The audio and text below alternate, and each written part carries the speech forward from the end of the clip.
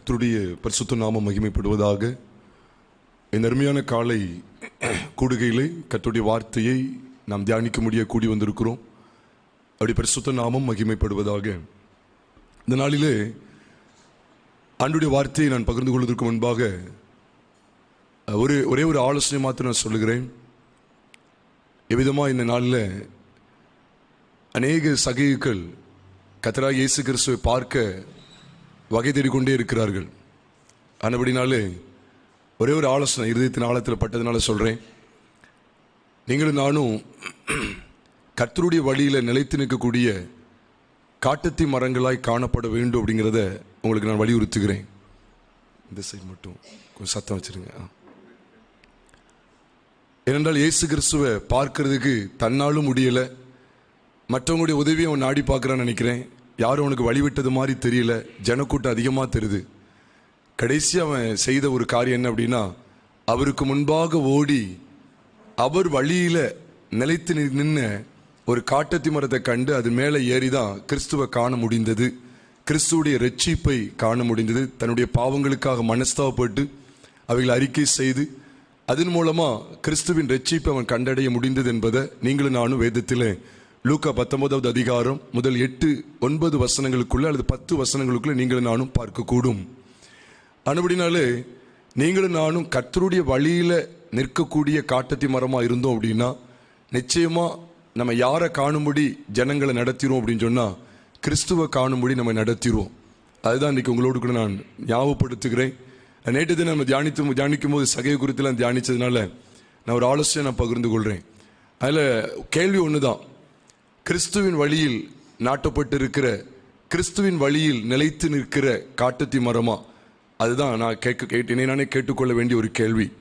அதில் கிறிஸ்துவின் வழியில் அவருக்கு முன்னாக ஓடுறான், அந்த வழியில் நிற்கிறக்கூடிய ஒரு காட்டத்தி மரம் அற்பமாய் எண்ணப்பட்டாலும் அவமானமாய் தெரிந்தாலும் அந்த அப்படிப்பட்ட காட்டத்தி மரம் மூலமாக அநேக சகைகள் கிறிஸ்துவை காண முடியும் அப்படிங்கிறத நீங்களும் நானும் மறந்து விடக்கூடாது.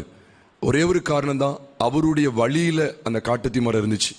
நீங்கள் நான் அவருடைய வழியில் இருந்தோம் அப்படின்னா அநேக சகைகள் நம் மூலமாக கிறிஸ்துவை நிச்சயமாக கண்டு அவர் மூலமாக ரட்சிப்பை பெற்றுக்கொள்வது நிச்சயம். நேற்று தினத்தில் கூட நாம் கர்த்தருடைய வார்த்தையை கிருபையும் சத்தியமும் என்கிற தலைப்பின் கீழாக நாம் கர்த்தருடைய வார்த்தைகளை தியானிக்க ஆண்டு உதவி செய்தார். பொதுவாக கர்த்தருடைய சபைக்கு கிறிஸ்துவ குறித்த ஒரு சரியான அடையாளம் கட்டாயம் தேவை. கிறிஸ்துவ பரிசுத்த பைபிள் அவர் யூத ராஜசிங்கம் என்று அடையாளப்படுத்தும் போது அவர் தமது சத்திய வசனங்களை கர்ச்சிக்கக்கூடிய அல்லது கம்பீர சத்தத்தை வெளிப்படுத்தக்கூடிய அவர் சத்தியமுடையவராக காணப்பட்டாலும் சாந்த குணமுள்ள தேவாட்டுக்குட்டியாகவும் அவர் இருந்தார் அப்படிங்கிறத யாருமே மறந்துடக்கூடாது. அதில் சிங்கம் போல ஒரு கர்ஜனை இருந்தாலும் சாந்தமுள்ள ஆட்டுக்குட்டியாகவும் அவர் என்ன செஞ்சார், காணப்பட்டிருந்தார் என்பதை நம்ம மறுக்கவே முடியாது. அதில் கிறிஸ்துவின் சாயல் அந்த 2 பகுதியை எப்போவுமே ஞாபகம் வைத்துக் கொள்ளுங்க. இதை ஒரு பகுதியை மட்டும் நீங்கள் பிடிச்சிங்க அப்படின்னா அது சபையில் ஒரு பெரிய குழப்படி தான் வரும். அதனால் 2 பகுதியுமே நமக்கு முக்கியமாக இருக்கிறது. அதனால தான் பாருங்கள், சில சபையில் சில நான் சமீபத்தில் கேள்விப்பட்டது என்னென்னா, சில விசுவாசிகள் ரொம்ப தாழ்த்தி என்னை மன்னிச்சுக்கங்க அப்படின்னு சொல்லி ஊழியக்காரங்கள்ட்ட கேட்கும்போது கூட, சபையின் மூப்பர் இடத்துல கேட்கும்போது கூட அவங்க அதுக்கு இறங்கவே மாட்டேங்காங்க, பிடிச்ச பிடியில் நிற்கிறாங்க. நீ தப்பு செஞ்சுட்டு அவ்வளோதான், இவன்கிட்ட இதில் தவறு இருக்கு, அதில் தவறு இருக்கு. அவங்க தாழ்த்தி வரும்போது மன்னித்து ஏற்றுக்கொள்வதற்கு கிருபை பொருந்தினவங்களாகவும் காணப்பட வேண்டியது அவசியமாக இருக்கு. அதில் சத்தியமும் கிருபையும் நம்மை விட்டு விலகாது இருப்பதாக. இந்த நாள் செய்தி உங்களோடு கூட சுயநீதியா தேவ நீதியா என்கிற இந்த கோணத்தில் உங்களோடு கர்த்தருடைய வார்த்தையை நான் பகிர்ந்து கொள்ள இருக்கிறேன். இவையெல்லாம் ஆண்டவர் எனக்கு தெளிவாக என்னை உணர்த்து வைத்து என்னோடு கூட பிரத்யட்சமாக பேசின சில ஆவிக்குரிய சத்தியங்கள். இந்த சத்தியங்களை தான் உங்களோடு கூட நான் பகிர்ந்து கொண்டு இருக்கிறேன். இப்போ சுயநீதியா தேவ நீதியா? பொதுவாக கர்த்தருடைய வேதத்தில் நீங்கள் வாசிக்கும் போது ஏசாயா தீர்க்கதரிசன புஸ்தகம் 55வது அதிகாரம் 8 மற்றும் 9 வசனங்களை நாம் வாசிக்கும் போது, என் நினைவுகள் உங்கள் நினைவுகள் அல்ல, உங்கள் வழிகளும் என் வழிகள் அல்ல என்று கர்த்தர் சொல்கிறார் என்பது மாத்திரம் இல்லை, பூமியை பார்க்கிலும் வானங்கள் எப்படி உயர்ந்திருக்கிறதோ அப்படியே உங்கள் வழிகளை பார்க்கிலும் என் வழிகளும், உங்கள் நினைவுகளை பார்க்கிலும் என் நினைவுகளும் உயர்ந்திருக்கிறது என்று கர்த்தராகிய இயேசு கிறிஸ்து சொல்லுகிறதை நீங்களும் நானும் பார்க்கிறோம். ஆக கர்த்தருடைய வழி வேற, நம்முடைய வழி வேற. சுய நீதி வேற, தேவ நீதி வேற என்பதை நீங்களும் நானும் இந்த காலை கூடுகையில நாம் ஆராய்ந்து பார்த்து தேவனுடைய வார்த்தைக்கு நம்ம அர்ப்பணிக்க இருக்கிறோம். ஆக இன்றைக்கு கர்த்தருடைய பிள்ளைகளாகிய நீங்களும் நானும் நம்முடைய சுய வழிகளில் சுய நினைவுகளில் நடப்பதற்கு அழைக்கப்படவில்லை என்பதை திட்டவட்டமாய் கர்த்தருடைய சத்திய வார்த்தைகளை கொண்டு விளங்கிக் கொள்ள வேண்டும். அதனாலதான் ஆண்டவர் சொல்லிட்டார், பூமியை பார்க்கிற வானம் எப்படி உயர்ந்திருக்கிறதோ அவ்விதமாக தான் உங்கள் நினைவுகளும் நம்முடைய நினைவுகளும் கர்த்தருடைய நினைவுகளும் அவ்வளவு உயர்ந்திருக்குன்னு சொல்லி ஆண்டவர் சொல்லுகிறார். அப்போ தேவன் எப்படிப்பட்ட காரியத்தை நம்முடைய வாழ்க்கையில நிறைவேற்ற விரும்புகிறார், எப்படிப்பட்ட காரியத்திற்கு உங்களை என்னை தேவன் அழைத்திருக்கிறார் என்றால், நம்முடைய சுய வழிகளை சுய விருப்பங்களை நிறைவேற்றும்படிக்க அல்ல, தேவன் தம்முடைய விருப்பத்தை நம் மூலமா நிறைவேற்றதான் நம்மை அழைத்திருக்கிறார். அப்படிங்கிறதான் கிறிஸ்தவ ஜீவியத்தினுடைய தலையாய காரியம் அப்படிங்கிறத நீங்க விளங்கிக் கொள்ள வேண்டும். அதனால்தான் இந்த ஏசாயா புஸ்தகத்தில் நாம் வாசிக்கிறோம், நம்முடைய வழி வேறு, தேவனுடைய வழி வேறு. அதனால்தான் நீங்க வேதத்தில் வாசிக்கும் போது எரேமியா 6வது அதிகாரம் 16வது வசனத்தை நீங்க பார்க்கும்போது கர்த்தருடைய வேதமே விதமா சொல்லுது. எரேமியா 6:16 கவனித்து பாருங்க. நீங்க வழிகளில் நின்று பூர்வ பாதைகள் எவை என்று கேட்டு விசாரித்து நல்ல வழி எங்கே என்று பார்த்து அதிலே நடவுங்கள், அப்பொழுது உங்கள் ஆத்துமாவுக்கு இளைப்பாறுதல் கிடைக்கும் என்று கர்த்தர் சொல்லுகிறார் என்று நாம் இங்கே பார்க்கிறோம். அப்ப எரேமியா 6:16 என்ன சொல்லப்படுதுன்னா, பூர்வ வழிகளை நீங்க பாருங்கன்னு சொல்லும் போது பூர்வத்தில் தேவன் தமது பரிசுத்தவான்களை தமது ஜனத்தை நடத்தி வந்த அந்த வழிகளை பார்த்துதான் அதுலதான் நடக்கணும்னு சொல்லி ஆண்டவர் நம்மிடத்துல எதிர்பார்க்கிறார். அப்ப கிறிஸ்தவ ஜீவியத்தில் 2 விதமான வழிகள், 2 விதமான கோட்பாடுகள், 2 விதமான நினைவுகள் நமக்குள்ளே இருந்து கொண்டே இருக்கிறது. அதுல ஒன்றை தான் நாம் தெரிந்தெடுத்து நாம் அபியாசப்படுத்த அழைக்கப்பட்டிருக்கிறோம். அதனால்தான் நம்ம வேதத்துல தெளிவாக வாசிக்கும் போது இஸ்ரவேல் ஜனங்கள் ரட்சிக்கப்பட வேண்டும் என்பது என் இருதயத்தின் விருப்பமாக நான் தேவனை நோக்கி செய்யும் வேண்டுதலாக இருக்கிறது என்று சொல்லி அப்போஸ்தலனாகிய பவுல் ரோமர் 10வது அதிகாரம் முதல் வசனத்தில் பேசுகிறது நீங்களும் நானும் பார்க்கிறோம். அதை தொடர்ந்துள்ள 2 வசனங்களை நீங்க வாசித்து பார்த்தீங்க அப்படின்னு சொன்னா அங்கு கர்த்தருடைய வேதம் ஒரு அருமையான வெளிச்சத்தை நமக்கு காட்டி கொடுக்கிறது. அவர் சொல்லுகிறார், தேவனை பற்றி அவர்களுக்கு வைராக்கியம் உண்டென்று நான் அவர்களை குறித்து சாட்சி சொல்லுகிறேன், ஆகிலும் அது அறிவுக்கேற்ற வைராக்கியம் அல்ல அப்படின்னு சொல்லி சொல்றார். அப்ப இஸ்ரவேல் ஜனங்களுக்கு தேவனை பற்றி வைராக்கியம் உண்டு, ஆனா அது அறிவுக்கேற்ற வைராக்கியம் அல்ல. அதை தொடர்ந்து அவர் சொல்றார், எப்படின்னு சொல்லி காரணத்தை கொடுக்கிறார். அவர்கள் தேவ நீதியை தேடல அப்படின்னு சொல்லி அவர் சொல்லுகிறார். அவர்கள் தேவ நீதியை விரும்பல, அவங்க தேவ நீதியை அறியாம என்ன செய்யறாங்களா, தங்கள் சுய நீதியை நிலைநிறுத்த தேடுகிறபடியால் தேவ நீதிக்கு கீழ்ப்படியாது இருக்கிறார்கள் சொல்லி வேதத்துல தெளிவா ரோமர் 10வது அதிகாரம் 3ஆம் வசனத்துல நீங்களும் நானும் வாசிக்கிறோம். அந்த ரோமர் 10 3ஆம் வசனத்தை மாத்திரம் ஒருவர் வாசிக்க நாம் கேட்கலாம்.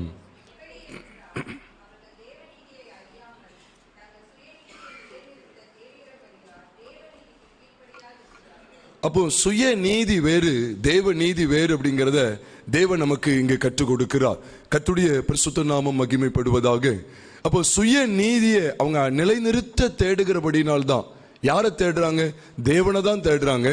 தேவனுடைய நியாயப்பிரமாண வார்த்தைகளை நிறைவேற்ற தான் பிரயாசப்படுறாங்க. ஆனா சுய நீதியை தேடுகிறபடினால, சுய நீதியை நிலைநிறுத்த தேடுகிறபடியால் தேவ நீதிக்கு கீழ்ப்படியாது இருக்கிறார்கள். ஆகவேதான் வேதத்தில் நீங்க வாசிக்கும் போது அப்போஸ்தலனாகிய பவுலும் தெளிவா சொல்லுவார். பிலிப்பியர் 3வது அதிகாரம் 9ஆம் வசனத்துல கூட, நான் கிறிஸ்துவை ஆதாயப்படுத்தும்படிக்கு தான் நான் என்ன சொல்றேன், நியாயப்பிரமாணத்தினால் வருகிற சுயநீதியை நான் அடையாமல் அப்படின்னு சொல்லி அவர் சொல்லுகிறார். அப்ப கிறிஸ்துவை பற்ற விசுவாசத்தினால் வருகிற, அதுவும் தேவனால் உண்டாயிருக்கிற அந்த நீதியை தான் நான் நாடுறேன் அப்படிங்கறத அவர் சொல்லுகிற ஒரு மேன்மையான பகுதியை தான் பிலிப்பியர் 3வது அதிகாரம் 9ஆம் வசனத்துல நீங்களும் நானும் பார்க்கிறோம். அப்ப நியாய பிரமாணம் கிரியைகள் சார்ந்த சுயநீதியை உள்ளடக்கி காண்பிக்கிறது. ஆனா கிறிஸ்துவின் பிரமாணம் நம்முடைய வாழ்க்கையில தேவ நீதிக்கு ஏற்றவைகளை நமக்கு வெளிப்படுத்துகிறது. அதனால்தான் ஆண்டவர் பேதுருவை கடிந்து கொள்ளும் போது கூட, நீ தேவனுக்கு ஏற்றவைகளை சிந்தியாமல் மனுஷருக்கு ஏற்றவைகளை சிந்திக்கிறாய் என்று ஆண்டவர் அவனை கடிந்து கொண்டார் என்று மத்தேயு 16வது அதிகாரத்தில் நீங்களும் நானும் வாசிக்கிறோம். அப்போ மனுஷருக்கு ஏற்றவைகள் வேறு, தேவனுக்கு ஏற்றவைகள் வேறு. அதுதான் இந்த காலை கூடுகையில நாம் கர்த்தருடைய வார்த்தைகளை நாம் தியானிக்க இருக்கிறோம். அப்போ இந்த சுய நீதியில பழகி போகிற ஒரு கூட்டத்தார் எப்படிப்பட்டவர்களாய் விளங்குகிறார்கள் என்றால், அவர்கள் தேவ நீதி அற்றவர்களாய், தேவனுக்கு கீழ்ப்படியாதவர்களாய், தேவனுடைய பார்வையிலே ஆகாதவர்களாய் காணப்படுகிறார்கள் என்று சொன்னால் அது மிகையாகாது. அதனால்தான் வேதத்தில் நீங்கள் வாசிக்கும் போது எரேமியாவுக்கு இப்படிப்பட்ட ஒரு வெளிப்பாடு கிடைத்தது. எரேமியா 9வது அதிகாரம் 23 மற்றும் 24 ஆகிய 2 வசனங்களை நாம் பார்க்கும்போது எரேமியா 9:23-24 சொல்லுகிறது, ஞானி தன் ஞானத்தை குறித்து மேன்மை பாராட்ட வேண்டாம், பராக்கிரமன் தன் பராக்கிரமத்தை குறித்து மேன்மை பாராட்ட வேண்டாம், ஐஸ்வர்யவான் தன் ஐஸ்வர்யத்தை குறித்து மேன்மை பாராட்ட வேண்டாம். மேன்மை பாராட்டுகிறவன் பூமியிலே கிருபையையும் நியாயத்தையும் நீதியையும் நடப்பிக்கிற செய்கிற கர்த்தர் நான் என்பதை என்று அறிந்து உணர்ந்திருக்கிறதை குறித்து மேன்மை பாராட்ட கடவன். இவைகளின் மேல் பிரியமாய் இருக்கிறேன் என்று கர்த்தர் சொல்லுகிறார் என்று நாம் பார்க்கிறோம். அப்போ என்னுடைய ஞானம், என்னுடைய பராக்கிரமம், என்னுடைய பணம், ஐஸ்வர்யம் அப்படிங்கிறது அல்ல. அதை வைத்து சாதிக்கிற ஒரு காரியம் கிறிஸ்தவ வாழ்க்கை அல்ல. முழுக்க முழுக்க அவருடைய கிருபை, அவருடைய நியாயம், அவருடைய நீதியை நினைச்ச வேண்டியது இருக்கு. என் வாழ்க்கையில நான் அபியாசப்படுத்த வேண்டியது இருக்கு அப்படிங்கிறத தேவன் இந்த காலை கூடுகையில நம்மோடு கூட பேசுகிறார். அன்றைய பரிசுத்த நாமம் மகிமைப்படுவதாக. அதனால்தான் நம்ம நிறைய நேரங்கள் கவனிங்க, நீங்க சங்கீதம் 33வது சங்கீதத்துல 9ஆம் வசனத்தை அதிகமா நம்ம சொல்லுவோம். அவர் சொல்ல ஆகும், அவர் கட்டளையிட நிற்கும் அப்படின்னு சொல்லி அதிகமா ஜெபத்துல பயன்படுத்துவோம். அவர் சொல்ல ஆகும், அவர் கட்டளையிட நிற்கும் சொல்லி. ஆனா அதை தொடர்ந்துள்ள 2 வசனங்களையும் வாசி பாருங்க.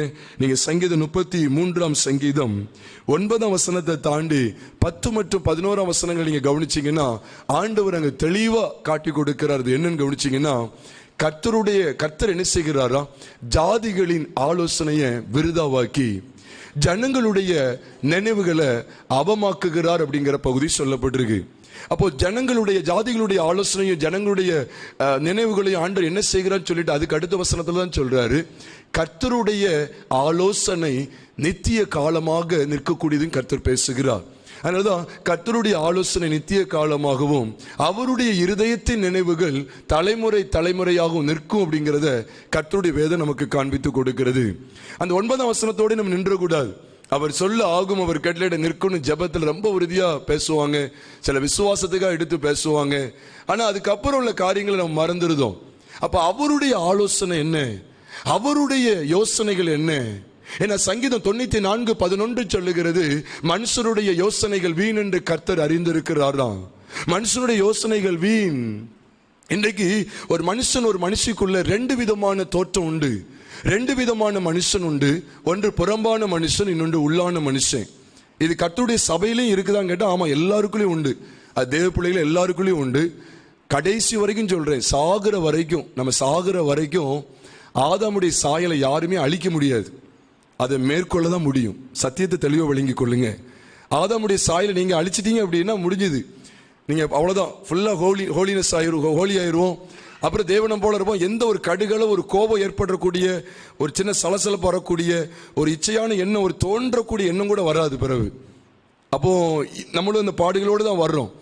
இச்சைகள் எல்லாம் மேற்கொள்ள வேண்டிய ஒரு சூழ்நிலைக்குள்ள தான் இருக்கும், அது கடைசி வரைக்கும். அதில் ஆதாமின் சாயலை யாருமே அழிக்க முடியாது.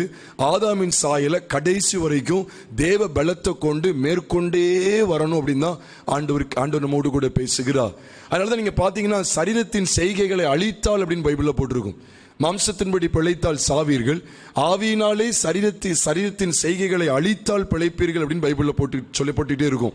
அப்ப சரீரத்தின் செய்கைகளை அழித்தால், சரீரத்தினுடைய செய்கைகளை அழிக்கிற ஒரு பகுதியை குறித்து பைபிளில் சொல்லப்பட்டிருக்கு. ஆனா நம்முடைய வாழ்க்கையில கடைசி வரைக்கும் மாம்சத்துக்கும் ஆவிக்கும் போராட்டம் இருந்து கொண்டே தான் இருக்கும். அதனாலதான் ஆண்டவர் இந்த பகுதியில் நமக்கு தெளிவுபடுத்துகிறார், நீங்களும் நானும் கர்த்தருடைய ஆலோசனைக்கு உட்பட்டு ஜீவிக்க அழைக்கப்பட்டிருக்கிறோம். அதனாலதான் இஸ்ரவேல் ஜனங்கள் மனம் திரும்பாமல் இருந்தார்கள்.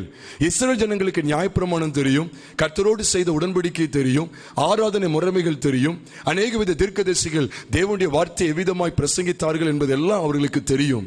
அப்படி தெரிந்திருந்தும் அவங்களுக்கு உண்டான வைராக்கியம் அவருடைய சுயநீதியை மாத்திரம் வெளிப்படுத்தினதை ஒழிய தேவ நீதியை வந்து எட்டவில்லை என்பதை ஆவியானவர் அப்போஸ்தலனாகிய பவுல் மூலமாய் ரோமாபுரியருக்கு வெளிப்படுத்தி பேசுகிறார். ரோமர் 10:3. அப்போ சுயநீதியிலும் தேவ நீதியிலும் நம்ம என்ன செய்ய வேண்டியது இருக்குன்னா, சுயநீதியில நம்ம நடக்கிறோமா அல்ல தேவ நீதியில நடக்கிறோமா என்பதை ஆராய்ந்து பார்க்க வேண்டியது இருக்கிறது. நீங்க வேதத்தை நீங்க வாசித்து பாருங்க. நான் ஒரு அருமையான ஒரு பகுதியை சமீபத்தில் ஆண்டவர் என்னோடு கூட இடைப்பட்ட என்னோடு கூட பேசினார். வேதத்தில் வாசிக்கும் போது ஆதியாகமத்தின் புஸ்தகம் 2வது அதிகாரம் 9ஆம் வசனத்தை நாம் பார்க்கும்போது ஆதியாகமம் 2:9 தெளிவாக அங்கே சொல்லப்பட்டிருக்கு. அந்த வசனத்தை ஒருத்தங்க வாசிக்க கேட்கலாம்.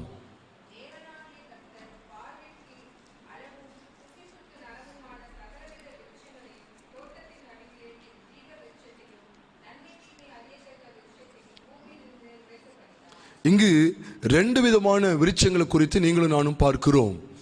அப்போ அன்றைக்கு தோட்டத்தில் பலவிதமான கனிதரக்கூடிய தோட்டங்கள், கனிதரக்கூடிய மரங்கள் இருந்தது. ஆனால் ரெண்டு மரங்களுக்கு மட்டும் பேர் கொடுக்கப்பட்டிருக்கு. மற்ற மரங்கள் பேர் தெரியாதனால அதை நம்ம இப்போ தியானிக்க வேண்டிய அவசியம் இல்லை. பலவிதமான மரங்கள் உண்டு. அதில் ரெண்டு விருட்சங்களை குறித்து அங்கே பேர், விருட்சம் அப்படின்னா மரம்னு சொல்லி அர்த்தம்.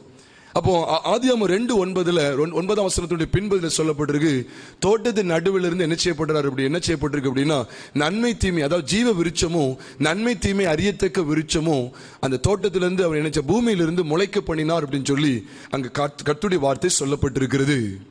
அப்போ ஏதேன் தோட்டம் நம்ம எல்லாருக்கும் தெரியும், அது கர்த்தருடைய சபைக்கு அடையாளமாக இருக்கு. ஏதேன் தோட்டம் கர்த்தருடைய சபைக்கு அடையாளமாக இருக்கு.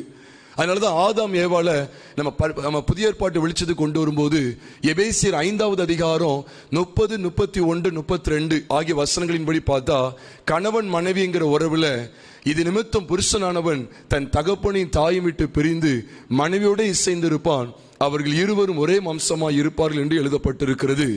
அப்போ ஏன் அந்த ஆதியாகமம் 2வது அதிகாரம் 24ஆம் வசனத்தை அங்கே எபேசியர் 5வது அதிகாரம் கடைசி பகுதியில் காண்பிக்கப்பட்டிருக்கு அப்படின்னு சொன்னா, அந்த ஆதாம் ஏவாளுடைய உறவை தான் மணவாளன் மணவாட்டி கிறிஸ்துவுக்கும் அவருடைய சபைக்கு இடையில இருக்கிற உறவாய் கர்த்தருடைய வேதம் அடையாளப்படுத்தி பேசும்போது நிச்சயமாகவே ஏதேன் தோட்டம் கர்த்தருடைய சபைக்கு தான் அடையாளமா இருக்கு. ஏன்னா ஆண்டவர் எல்லா இடத்திலும் உலாவி வந்தான்னு சொல்லி ஆதியாகமத்தில் சொல்லப்பட்டது மாதிரி தெரியல. ஆனா பகலின் குளிர்ச்சியான வேளையில தோட்டத்தில் உலாவுகிற தேவனாகிய கர்த்தருடைய சத்தத்தை கேட்டார்கள் அப்படின்னு சொல்லி தான் பைபிள்ல சொல்லப்பட்டிருக்கு. அப்ப தேவனாகிய கர்த்தருடைய உலாவுதல், அவருடைய சத்தம் எங்க கேட்கப்படுன்னு கேட்டீங்கன்னா ஏதேன் தோட்டம் சொல்லும் போது, அப்ப கர்த்தருடைய சபையில கர்த்தர் எழுந்தருளுகிறார். கர்த்தருடைய சபையில கர்த்தருடைய சத்தத்தை கேட்கிறோம், கர்த்தர் உலாவி வருகிறார். அப்ப ஏதேன் தோட்டம் கர்த்தருடைய சபைக்கு அடையாளமா இருக்கு. அது பொதுப்படையான சபையா இருந்தாலும் சரி, அல்லது சரீரமாகிய சபையா இருந்தாலும் சரி, கர்த்தருடைய வேதம் காண்பித்து கொடுக்கிற ஒரு அருமையான காரியங்களை கவனிங்க. ரெண்டு விருட்சங்களை குறித்து ஆண்டவர் பேசுகிறார். ஒன்று நன்மை தீமை அறியத்தக்க விருட்சம், இன்னொன்று ஜீவ விருட்சம். நம்ம எல்லாருக்கும் தெரியும், நன்மை தீமை அறியத்தக்க விருட்சத்தின் கனியை நீ புசிக்கும் நாளிலே சாகவே சாவா என்று ஆண்டவர் உங்களுக்கு கட்டளை கொடுத்திருந்தா, சாகவே சாவா என்று சொல்லியிருந்தா. இந்த ரெண்டு விருட்சத்தினுடைய அனுபவங்களை நீங்க கவனிச்சீங்க அப்படின்னா, ஒன்று கிறிஸ்துவின் சாயல், இன்னொன்று சுயநீதியுடைய ஒரு சாயல். ஒன்று மாம்சம், இன்னொன்று ஆவி. ஜீவ விருட்சத்தை நான் கிறிஸ்துவுக்கு அடையாளமாக தான் நான் பிரசங்கிப்பது உண்டு. ஜீவ விருட்சத்தை நான் வெளியே பேசியிருக்கிறேன். ஜீவ விருட்சத்தை கிறிஸ்துவின் சாயலுக்கு அடையாளமாக நான் பிரசங்கிப்பது உண்டு. எதுக்காக பைபிள் அப்படி சொல்லப்பட்டிருக்கான்னு கேட்டீங்கன்னா, ஏன்னா ஜீவ விருட்சத்தை புசித்தா என்றென்றைக்கும் பிழைப்பாங்களாம், அவங்க மறிக்கவே மாட்டாங்கன்னு தான் பைபிள்ல சொல்லப்பட்டிருக்கு. அதனாலதான் இயேசுவானவர் யோவான் 6வது அதிகாரத்தில் சொல்லும் போது, என்னை புசிக்கிறவன் என்றைக்கும் மறியாமலும் இருப்பான்னு சொல்லி இயேசுவானவர் சொன்னார். யோவான் 4:14 சொல்லும் போதும் கூட ஆண்டவர் சொல்றாரு, இந்த தண்ணீரை குடிக்கிறவனுக்கு மறுபடியும் தாகம் உண்டாகும், நான் கொடுக்கும் தண்ணீரை குடிக்கிறவனுக்கு ஒரு காலம் என்ன உண்டாகாதான், தாகம் உண்டாகாதுன்னு பைபிள்ல சொல்லப்பட்டிருக்கு. அதனால்தான் யோவான் 6வது அதிகாரம் 51, 52, 53 ஆகிய வசனங்கள்லாம் வாசித்து பாருங்க. ஆண்டவர் சொல்றாரு, ஜீவ அப்பம் நானே, உங்கள் பிதாக்கள் வனாந்தரத்திலே மன்னாவை புசித்திருந்தும் மரித்தார்கள் அப்படின்னு ஆண்டவர் சொல்றார். ஆனா என்னை புசிக்கிறவன் என்றென்றைக்கும் மறியாமலும் இருக்கும்படி அப்படின்னு சொல்லி ஆண்டவர் சொல்றார். அப்போ ஜீவ விருட்சம் கர்த்தராகிய இயேசு கிறிஸ்து, அதுல எந்த மாற்று கருத்து இல்லை. திரித்துவ தேவனை உள்ளடக்கினது தான். அல்லது நீ ஆவியானவர் சொன்னாலும் சரிதான், பிதாவாகிய தேவன் சொன்னாலும் சரிதான். ஆனா கர்த்தராகிய இயேசு கிறிஸ்துவுக்கு அடையாளமா இருக்கு அந்த ஜீவ விருட்சத்தை புசிக்க. அதனாலதான் வெளிப்படுத்தல் 21 அல்லது 22 நீங்க பார்க்கும்போது ஜீவ விருட்சத்தின் கனியை புசிக்க கொடுப்பேன் என்று ஆண்டவர் அங்க மணவாட்டிய சபைக்கு சொல்றார், ஜெயங்கொள்ளுகிற பரிசுத்தவான்களுக்கு சொல்லுகிறார். அப்போ இந்த ஜீவ விருட்சம் கர்த்தராகிய இயேசு கிறிஸ்துவுக்கு அடையாளமா இருக்கு. அதுக்கு பக்கத்துல தான் இன்னொரு மரமும் இருக்கு. அத ரெண்டு விருட்சத்தை ஆண்டவர் முளைக்க பண்றார் ஒரே தோட்டத்துல தான். அதுல ஒண்ணு என்னன்னா நன்மை தீமை அறியத்தக்க விருட்சம். அப்ப நமக்கு இந்த காரியம் நல்லா தெளிவா விளங்குது. ஒரு விருட்சத்தின் கனியை புசித்தா சாகவே சாவோம், ஒரு விருட்சத்தின் கனியை புசித்தா பிழைக்கவே பிழைப்போம். இதுதான் அந்த சத்தியம். இதுதான் சுய நீதியா தேவ நீதியா அப்படிங்கிறத நம்ம அலசி பார்க்க வேண்டிய இடத்துல நீங்களும் நானும் வந்திருக்கிறோம். இப்ப நன்மை தீமை அறியத்தக்க விருட்சம் நல்லது தானே அப்படின்னு நம்ம நினைக்கலாம். ஏன்னா இது நன்மை இது தீமைங்கிறத நான் என்னுடைய சுயமா தீர்மானிக்கிறேன். இது நல்லது இல்லையா, இது தப்பு, இது சரி அப்படிங்கிறத தீர்மானிக்க கூடாது அப்படின்னு கேட்டா கட்டாயமா தீர்மானிக்க கூடாது. வேத வசன வெளிச்சத்துல தான் இது நன்மை இது தீமை நான் தீர்மானிக்கணுமே ஒழிய என்னுடைய சுயத்தின் அடிப்படையில் நான் இப்படி இதை இப்படி செஞ்சிடலாம் அதை அப்படி செஞ்சிடலாம் அப்படிங்கிறது எல்லாம் இது நன்மை தீமையை அறியத்தக்க விருட்சத்தின் கனியை புசிப்பதற்கு அடையாளம். அதனாலதான் இஸ்ரவேல் ஜனங்கள் சுயநீதி என்று சொல்லும் போது அவர்கள் நன்மை தீமை அறியத்தக்க விருட்சத்தின் பழங்களை அந்த கனிகளை புசித்து புசித்து புசித்து தேவ நீதிக்கு அபாத்திரராய் மாறி போனார்கள் என்று ரோமர் 10:3 தெளிவா சொல்லப்பட்டிருக்கு. அவர்கள் தங்கள் சுய நீதியை நிலைநிறுத்த தேடுகிறபடியால் தேவ நீதிக்கு கீழ்ப்படியாதிருக்கிறார்கள் விளக்கப்படுது. அதே போலதான் ஆதாம் ஏவாளும் வேதத்தை நல்லா கவனிச்சு பாருங்க. ஆதியாகமம் 3வது அதிகாரம் 6ஆம் வசனத்துல அங்க வேதம் தெளிவா சொல்லுது, அந்த விருட்சம் புசிப்புக்கு நல்லதும் பார்வைக்கு இன்பமும் புத்தியை தெளிவிக்கிறதற்கு இச்சிக்கப்படத்தக்க விருட்சமாய் இருக்கிறது என்று கண்டு அதன் கனியை பறித்து புசித்து தன் புருஷனுக்கும் கொடுத்தால் அவனும் புசித்தான். அப்ப 2 பேரும் இதை புசித்ததுனால அவங்க எதுக்கு விளக்கப்பட்டுட்டாங்கன்னு நல்லா பைபிள் சொல்லுது, ஜீவ விருட்சத்துக்கு விளக்கப்பட்டு விட்டார்கள். அதனாலதான் அதனுடைய விளைவு as a result அப்படின்னு சொல்லணும். அதனுடைய விளைவு என்னன்னு கேட்டீங்கன்னா, இவங்க இதை நிலைநிறுத்தினதுனால, எதுல வாஞ்சியும் விருப்பமா காணப்பட்டதுனால, இதை புசித்து இதை தங்களுடைய அனுபவமா மாற்றிக்கொண்டதுனால கர்த்தர் கேருபீன்கள் அந்த சுடரொளி பட்டயத்தை வச்சு எதுக்கு போகிற வழியை காவல் செய்யும்படியா எதை மறைச்சிட்டார் அப்படின்னு சொன்னா, ஜீவ விருட்சத்துக்கு போகும் வழியை அவர் அடைச்சிட்டாரு. ஆனா இன்னைக்கு ஆண்டோடைய பெரிதான கிருபை என்ன தெரியுமா, புதிய ஏற்பாட்டு காலத்துல உண்மையிலே ஜீவ விருட்சமாகிய கிறிஸ்து உங்களுக்கா எனக்கா கொடுக்கப்பட்டிருக்கிறார். அந்த வாசல் திறக்கப்பட்டிருக்கு. யாருனாலும் அவரிடத்துல வரலாம், அவரிடத்துல நித்திய ஜீவனை பெற்றுக்கொள்ளலாம். அதனாலதான் இயேசுவான சொன்னார், என் மாம்சத்தை புசித்து என் இரத்தத்தை பானம் பண்ணுகிறவனுக்கு நித்திய ஜீவன் உண்டு, கடைசி நாளிலே நான் அவனை எழுப்புவேன் என்று யோவான் 6ஆம் அதிகாரத்தில் சொல்லுகிறார். அப்போ கர்த்தருடைய சபை எதை குறித்து கவனமா இருக்க வேண்டியதுக்கு தெரியுமா? நான் நிச்சயமா சொல்றேன், இது ஒரு தீர்க்க தரிசனமான செய்தி தான். என் ஆவியில ரொம்ப நடத்தப்பட்டு சொல்றேன். ஏன்னா சுய நீதியிலேயே வாழ பழகி பழகி பழகி இது இப்படி செஞ்சா சரிதான், நான் இப்படி போறது சரிதான், நான் இப்படி யோசிக்கிறேன் இது கரெக்டு தான், இதெல்லாம் உலகத்தின் பார்வை, மாம்சத்தினுடைய கண்ணோட்டம். அதனாலதான் அங்க சொல்லப்பட்டிருக்கு நன்மை தீமை அறியத்தக்க விருட்சம். அப்ப நன்மை தீமை அறியத்தக்க விருட்சம் நிச்சயமாவே நம்முடைய வாழ்க்கையில மரணத்தை தான் கொண்டு வரும். நீங்க அதை தான் ரோமர் 5வது அதிகாரம் 12 மற்றும் 14 வசனங்களை நீங்க பாத்தீங்கன்னா பைபிள்ல சொல்லப்பட்டிருக்கு, அந்த ஒரு மனுஷனுடைய மீறுதலினால, அந்த ஒரு மனுஷனுடைய பாவத்தினால பாவமும் பாவத்தினாலே மரணமும் உலகத்தில் பிரவேசித்தது என்கிற காரியம் அங்க சொல்லப்பட்டிருக்கிறது. அப்ப சுய நீதியில ஓட ஓட ஓட அது மரணத்தை தான் வெளிப்படுத்துது, அது மரணத்தை குறிக்கிறது. அவனவன் தன் தன் சுய இச்சையினாலே இழுக்கப்பட்டு சிக்குண்டு சோதிக்கப்படுகிறான். பின்பு இச்சையானது கற்பந்தரித்து பாவத்தை பிறப்பிக்கும், பாவம் பூரணமாகும் போது மரணத்தை பிறப்பிக்கும் சொல்லி யாக்கோபு 1ஆம் அதிகாரம் 14 மற்றும் 15 வசனங்கள்ல தெளிவா காண்பிக்கப்பட்டிருக்கு. அப்போ சுய இச்சைக்கு இடம் கொடுத்து அதுல இழுக்கப்பட்டு ஏவாள் இழுக்கப்படுறா பாருங்க. அந்த அந்த பழம் அந்த கனி பார்வைக்கு இன்பமா இருக்கு, புசிப்புக்கு நல்ல இழுக்கப்படுறா பாருங்க, அட்ராக்ஷனை பாருங்க, அவ இழுக்கப்படுறா. அப்ப இழுக்கப்பட்டு போகும்போது சிக்குண்டு சோதிக்கப்பட்டு அந்த பழத்தை சாப்பிட்றதான் பாவம். அதுதான் அவர் சொல்றார், வஞ்சிக்கப்பட்டு மீறுதலுக்கு உட்பட்டு மரணத்தை கொண்டு வந்தாச்சு. இப்ப பின்பு இச்சையானது கற்பந்தரித்து பாவத்தை பிறப்பிக்கும், பாவம் பூரணமாகும் போது மரணத்தை பிறப்பிக்கும். அப்போ எதனால கர்த்தர் இந்த மரணத்தை அங்க கொண்டு வர்றாரு அப்படின்னா, மரணம் ஏன் உண்டானது அப்படின்னு கேட்டீங்கன்னா, சுயநீதி மரணத்தை கொண்டு வரும். நன்மை தீமை அறியத்தக்க விருட்சம் நிச்சயமாகவே மரணத்தை கொண்டு வரும். அதனாலதான் நீ சாகவே சாவா என்று ஆண்டவர் அழுத்தமாய் பேசினா. ஆனா பாருங்க, ஜீவ விருட்சம் ஒரு விருட்சம் இருக்கு. நீங்களும் நானும் தோட்டத்தின் நடுவில் 2 விருட்சம் இருக்கு. நம்மளுடைய ஜீவியத்துல 2 விதமான மனுஷன் இருக்கிறான். ஒன்னு புறம்பான மனுஷன், அவன் மாம்சத்துக்கு எதுவாகவே சிந்திப்பான், மாம்சத்தின்படியே நடப்பான், சுயநீதியே நிலைநாட்ட விரும்புகிற ஒரு மனுஷன். ஆனா இன்னொரு மனுஷன் இருக்கிறான், உள்ளான மனுஷன், புதிய மனுஷன்.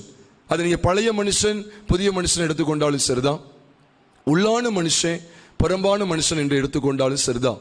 ஆனா வேதம் என்ன காரியத்தை கற்றுக் கொடுக்க அப்படின்னா, கர்த்தருடைய ஆலோசனை தான் நித்திய காலமா நிற்கக்கூடியது. அவருடைய இருதயத்தின் நினைவுகள் தான் தலைமுறை தலைமுறையாக நிற்கும் அப்படின்னு சொல்லும் போது அப்ப நீங்க விளங்கிக் கொள்ளணும். அப்ப ஜனங்கள் ஜாதிகள் என்று சொல்லப்படுற நம்முடைய ஆலோசனை நம்முடைய நினைவுகள் எல்லாம் அவமாயிரும் விருதாவாயிரும் சொல்லி சங்கீதத்துல தெளிவா எழுதப்பட்டிருக்கு. ஆனா இதை ஜனங்கள் அறியாம என்ன செய்தாங்களாம், சங்கீதம் 106 சங்கீதம் 13 மற்றும் 14 வசனங்களை நீங்க பார்க்கும்போது ஒரு வெளிச்சத்தை நீங்க கற்றுக்கொள்ளலாம். அவங்க கர்த்தருடைய ஆலோசனைக்கு காத்துறாம அவங்க என்ன செஞ்சாங்க, கொஞ்சம் வாசிக்க கேட்போம். சங்கீதம் 106 13 மற்றும் 14 வசனங்களை நம்ம தொடர்ந்து வாசிக்க கேட்போம். சங்கீதம் 106 13 மற்றும் 14.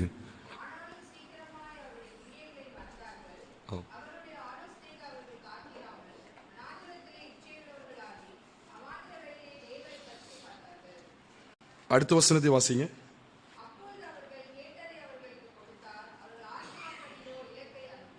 அப்போ இங்கு ஒரு காரியத்தை கவனிக்கிறோம். அவங்க சுய விருப்பத்தை நிலைநாட்ட விரும்பி சுய நீதியில பழகி தேவன் என்ன செஞ்சாங்களாம், பரிச்சு பார்த்தாங்க. அதனால தான் அங்க சொல்லப்பட்டிருக்கு, அவருடைய ஆலோசனைக்கு அவர்கள் காத்திராமல் அப்படின்னு பைபிள்ல இருக்கு. ஏன்னா அவருடைய ஆலோசனை தான் என்றென்றைக்கும் நிலைத்திருக்கக்கூடிய தலைமுறை தலைமுறையாகவும் நிற்கும் பைபிள்ல வாசிக்கிறோம். நித்திய காலமா இருக்கக்கூடியது அவருடைய ஆலோசனை. அப்ப என்றென்றைக்கும் நிலைத்திருக்க பண்ணக்கூடிய ஜீவ விருட்சமாகிய கிறிஸ்துவை பற்றி கொள்ளாமல், அதான் அவருடைய அர்த்தம். ஏன்னா அவருடைய ஆலோசனை நீங்க வேதத்துல பார்க்கும்போது அது நித்திய காலமா இருக்கக்கூடியது. குமாரன் தான் நித்திய காலமா இருக்கக்கூடியவர், தேவன் நித்திய காலமா இருக்கக்கூடியவர். அப்போ குமாரனை பற்றி கொள்ளாமல், குமாரனுடைய வார்த்தைகளை பற்றி கொள்ளாமல், அந்த வார்த்தைக்கு இடம் கொடாமல் இப்ப சுய விருப்பத்தை நிலைநாட்ட விரும்புறாங்க, சுய நீதியை நிலைநிறுத்த தேடுறாங்க. அதனாலதான் அங்க சொல்லப்பட்டிருக்கு, அவருடைய ஆலோசனைக்கு காத்துறாம சொந்த ஆலோசனைய சுய புத்திய சாடுறாங்க. அதான் நம்ம கவனிக்கிறோம். அதனால என்ன நடந்துதான், வனாந்தரத்துல இச்சை உள்ளவர்களா ஆயிட்டாங்க. அப்ப அவருடைய ஆலோசனை விட்டு நம்ம விலகும் போது நம்ம இச்சை உள்ளவங்களா மாறுறோம். அது மாத்திரம் இல்லை, அங்க சொல்லப்பட்டிருக்கு, அவர்கள் தேவனை பரிச்சை பார்த்தார்கள், அப்பொழுது அவர்கள் கேட்டதை அவர்களுக்கு கொடுத்தார். அப்ப கிராண்டட் ஆயிடுச்சு. ஆதாம் ஏவாள் இந்த கனியை சாப்பிடும்போது ஆண்டவர் எங்கேயாவது பிஸியா இருந்தார் நினைச்சிடாதீங்க. ஆண்டவர் பார்த்துக்கிட்டே தான் இருந்தார், எல்லாமே அவருக்கு தெரியும். அவர் குறுக்க தடுத்திருக்கலாம், இல்லை, அவன் தன் இச்சையை நிறைவேற்ற பார்க்கிறான், விட்டுருதார். ஆண்டவர் எல்லாத்திலையும் அவன் குறுக்கிடுறது இல்லை. சிலருங்க ஆண்டவர் சொல்றது சொல்லிட்டார், நீ இதை புசிக்கு நாளிலே சாகவை சாவாய். அதுக்கப்புறம் அவன் சாப்பிடும்போது ஆண்டவர் பார்க்காம ஆயிட்டாரு, ஐயோ நான் ஒரு பிஸியா இருந்தேன், அதுக்கு முன்னால அவன் எடுத்து சாப்பிட்டானே அப்படிங்கிற அர்த்தம் கிடையாது. அவர் எல்லாத்தையும் பார்த்துக்கிட்டே தான் இருக்கிறார். அப்போ காரியம் என்னன்னு கவனிச்சிங்கன்னா, இவங்க தங்க சுய இச்சைக்கு இடம் கொடுத்து அந்த பழத்தை சாப்பிட்டு என்ன செஞ்சாங்க, தேவனுடைய பிரசனத்தை அவங்க இழந்து போறாங்க. மரணம் சம்பவிக்கிறது. அதனாலதான் நித்திய மரணம் உண்டாகுது. அதனாலதான் பாவத்தின் சம்பளம் மரணம் என்று ரோமர் 6 அதிகாரம் 23 வசனத்துல வாசிக்கிறோம். இங்கே அதுதான் நடக்கு. அவங்க சரீரத்துக்கு வேண்டியது கிடைச்சிருச்சு. ஆதாம் ஏவாளுக்கும் அப்படிதான். அவங்க சரீரத்துக்கு வேண்டியது புசிப்புக்கு நல்லதா இருந்துச்சு, அது கிடைச்சிருச்சு. நீ நிறைய நேரங்களில் புறம்பான மனுஷனுக்கு மகிழ்ச்சி ஊட்டக்கூடிய புறம்பான மனுஷன் சரீரத்துக்கு வேண்டிய காரியங்களை செய்கிறதுல மும்முரமா நம்ம செயல்பட்டு தேவ நீதிக்கு தூரமா போயிருந்தோம். ரொம்ப ஜாக்கிரதையா இருந்துருங்க. அதனாலதான் அந்த காலை ஆராதனையில் காலை கூடுகையில கர்த்தர் நம்மோடு கூட இந்த வார்த்தைகளை கொண்டு பேசுகிறா. ரொம்ப தெளிவா இருக்க வேண்டியது இருக்கு. தேவ சித்தமா, தேவன் இதை அனுமதிக்கிறாரா, இதுல தேவனுடைய ஆலோசனை இருக்குதா, கொஞ்சம் ஆராய்ந்து பார்க்க வேண்டியது இருக்கு. அதனாலதான் இங்க பாருங்க, இவங்க என்ன செய்யறாங்கன்னா, காத்துராம சுய இச்சைக்கு இடம் கொடுத்து எங்களுக்கு இது வேணும், அவங்க ஆலோசனை அவங்க என்னமோ அதை நிறைவேற்றினாங்க. ஆண்டவர் அதை கிராண்ட் பண்ணலையா, கொடுத்தாரு. அவர்கள் கேட்டதை அவர்களுக்கு என்ன செஞ்சாரோ கொடுத்தா. அதோடு சேர்ந்த ஆத்துமாக்கள் என்ன வாங்கிட்டாங்க, இளைப்பையும் அனுப்பிட்டார், இளைப்பையும் வாங்கிட்டாங்க. அப்ப சரீரத்துக்கு வேண்டியது கிடைச்சிடுச்சு, சரீரம் விரும்பினதை அடைஞ்சிட்டோம். அதனாலதான் நிறைய ஏராளமான பெயர் கிறிஸ்தவர்கள் எனக்கு கர்த்தர் கார் தந்தார், வீடு தந்தார், எனக்கு இந்த வேலை தந்தார், அது தந்தார், இது தந்தார் மேன்மை பாராட்டுறதெல்லாம் எனக்கு கொஞ்சம் பயமா இருக்கு. அதை கேட்கும் போதெல்லாம் இவங்க லைன் ட்ராக் எங்க இருக்குன்னு பார்க்க வேண்டியது இருக்கு. ஏன்னா உலகத்தாருக்கும் இதை விட நிறைய கிடைக்கி. அப்ப இவங்க இதையே மேன்மை பாராட்டிட்டு இருக்கிறதுனால தேவன் சந்தோஷப்படுவான்னு நினைச்சிடாதீங்க. ஏவாள் விரும்பினது அவளுக்கு கிடைச்சது, இஸ்ரவேல் ஜனங்கள் விரும்பினது அவங்களுக்கு கிடைச்சது, கேயாசி விரும்பினது அவனுக்கு கிடைச்சது, யூதாஸ் விரும்பினது அவன் நாடினது எல்லாம் கிடைச்சது. ஆனா அவன் தேவநீதிக்கு அவர்கள் எல்லாரும் அபாத்திரராய் மாறி போனார்கள். அதுதான் இங்க நம்ம பார்க்கிறோம். ஆத்துமாக்களை இழைப்பு வந்துடுச்சு, அவங்க ஆத்துமாவை நஷ்டப்படுத்திட்டாங்க. அதனாலதான் மத்தேயு 16:26 சொல்லுகிறது, மனுஷன் உலகம் முழுவதையும் ஆதாயப்படுத்தி கொண்டாலும் தன் ஜீவனை நஷ்டப்படுத்தினால் அவனுக்கு லாபம் என்ன அப்படின்னு பைபிள்ல இருக்கு. அப்ப சுய நீதியா தேவ நீதியா, அதுதான் இன்னைக்கு ஒரு கேள்வி. இன்னைக்கு சுய நீதியில நான் ஓடிடக்கூடாது. யோனாவுக்கு சுய நீதி தர்சிஸ், தேவ நீதி அவனுடைய காரியத்தில் கவனிச்சீங்கன்னா நினிவே. அப்ப நினிவேக்கு போகிறதுக்கு அவனுக்கு விருப்பம் இல்லை. தேவ சத்தத்தை, அதாவது அவனுக்கு முன்னால 2 விருட்சம் வளர்ந்துருக்கு. நான் ஆமணக்கு செடியை குறித்து சொல்லல, அவனுக்குள்ள 2 விருட்சம் இருந்துச்சு. நன்மை தீமை அறியத்தக்க விருட்சம், இன்னொன்று ஜீவ விருட்சம். நினைவுக்கு போறதான் ஜீவ விருட்சம். தேவ சத்தம், கிறிஸ்துவின் சத்தத்தை கேட்டு அந்த நித்திய ஜீவன், அந்த ஜீவனை பெறது காரியமாகும். ஆனா இவன் என்ன செய்யறான் அப்படின்னா, யோனா தன்னுடைய சுய விருப்பத்தில் தர்சீஸ் தான் நலமா தருது. யோப்பா பட்டணத்துக்கு போய் அங்க ஒரு கப்பலை கண்டு தர்சீஸுக்கு போகிறதுக்கு கூலி கொடுத்து என்ன செய்யறான்னா அதுல பயணித்து கடந்து போகிறான். அவன் பயணித்து கொண்டே இருக்கிறான். கர்த்தர் சுய வழிகளில் குறுக்கிட்டு நிற்கிறா. கர்த்தர் சுய வழியில குறுக்கிட்டா. யோனாவுடைய பயணத்தை நல்லா பாருங்க, அது சுயத்தில் ஏற்படுத்தப்பட்டது. அதனாலதான் அங்க ஒரு பெரிய ஒரு இழப்புக்கு ஏதுவான காரியங்கள் நடக்கிறதுக்கு ஒரு சூழ்நிலை கர்த்தர் கொண்டு வருகிறார். பிற்பாடு அவனை என்ன செய்றார், வெளியே கொண்டு வந்து தேவ நீதியில நடக்க பண்ணுகிறார் என்று சொல்லி நீங்களும் நானும் வேதத்தில் பார்க்கிறோம். இதுதான் கிறிஸ்தவ வாழ்க்கை. இப்படிப்பட்ட வாழ்க்கைக்கு தான் நீங்களும் நானும் அழைக்கப்பட்டு இருக்கிறோம். என்னுடைய சுய நீதியை நிறைவேற்றுவதற்கு அல்ல. யோனா அப்படியே தவறான வழியில போறான். அவனுடைய தரிசனமே வேறு. அவனுடைய தரிசனம் நினிவே. ஆனா அவன் வேறு ஒரு தரிசனமா போறான். சுய எண்ணத்திலே போறான். சுயத்தை நிலைநாட்ட போகிறான். அவனுடைய சுய விருப்பத்தை நிலைநாட்டும்படி போகிறான். நீங்க வேதத்தில் அப்படி கவனிச்சிருக்கீங்களா? தர்சீஸ் நினிவே ரெண்டையும் பாருங்க. தர்சீஸ் நினிவே. அப்ப தர்சீஸை நீங்க உடனே இங்க எங்க கொண்டு வரணும்னா நன்மை தீமை அறியத்துக்கு விருட்சத்துக்கு கொண்டு வந்துருங்க. நினிவே எங்க கொண்டு வந்துடணும் அப்படின்னா ஜீவ விருட்சத்துக்கு கொண்டு வந்துடணும். ஏன்னா இது தேவ சத்தம், இது சுய சத்தம். தேவ சத்தம் ஜீவ விருட்சம் நம்மளை ஜீவனுக்கு நேரம் நடத்திக்கிட்டே இருக்கு. அதனால எனக்கு அவங்க சொன்னாங்க, எங்களுடைய மேனேஜர் இப்படி சொல்லி இருக்கிறாரு, எல்லாத்தையும் கீழ்ப்படின்னு இல்லைன்னு சொல்லல. ஆனா சில பகுதி இருக்கு, செட்டைன் ஏரியாஸ் இருக்கு. நான் தேவ ஆலோசனையை கேட்கல அப்படின்னா முடிஞ்சது, எல்லாமே முடிஞ்சிச்சு. அதனாலதான் தாவீதுடைய வாழ்க்கையை கவனிச்சு பாருங்க. தாவீது ஒவ்வொரு காரியத்தையும் தேவன்கிட்ட கேட்டு கேட்டு கேட்டு கேட்டு தான் செய்வார். நீங்க வேணா கவனிக்கீங்களா? அவருக்குள்ளேயும் 2 விருட்சம் இருந்துச்சு. நன்மை தீமை அறியத்தக்க விருட்சம்னு ஒன்று இருந்துச்சு, சுய புத்தி, சுய யோசனை. ஆனா அதுக்கு நடுவில் அவர் அதெல்லாம் கேட்க மாட்டார். மனுஷனுடைய சத்தத்துக்கும் செவி கொடுக்க மாட்டார். நன்மை தீமை அறியத்தக்க விருட்சம், மனுஷங்க இதை செஞ்சா நலமா இருக்கும் அப்படின்னு சொல்லுவாங்க, அதையும் கேட்க மாட்டா. தேவன் என்ன சொல்றாரு, ஜீவ விருட்சம் என்ன சொல்லுகிறது, இதைத்தான் அவர் கேட்டுக்கிட்டே இருப்பாரு. நீங்க என்ன வாஸ்து பாருங்க. நீங்க 1 சாமுவேல் புஸ்தகம் எல்லாரும் எடுத்துக்கொள்ளலாம். 1 சாமுவேல் புஸ்தகம் ஒரு சில வசனங்களை நம்ம பார்க்க போகிறோம். 1 சாமுவேல் 23வது அதிகாரத்துக்கு வேதத்தை திருப்பிக் கொள்ளலாம். அங்கு முதல் வசனத்திலிருந்து கொஞ்சம் கொஞ்சமா வாசிக்க கேட்போம். முதல் வசனத்திலிருந்து வாசிங்க, சத்தமா வாசிங்க.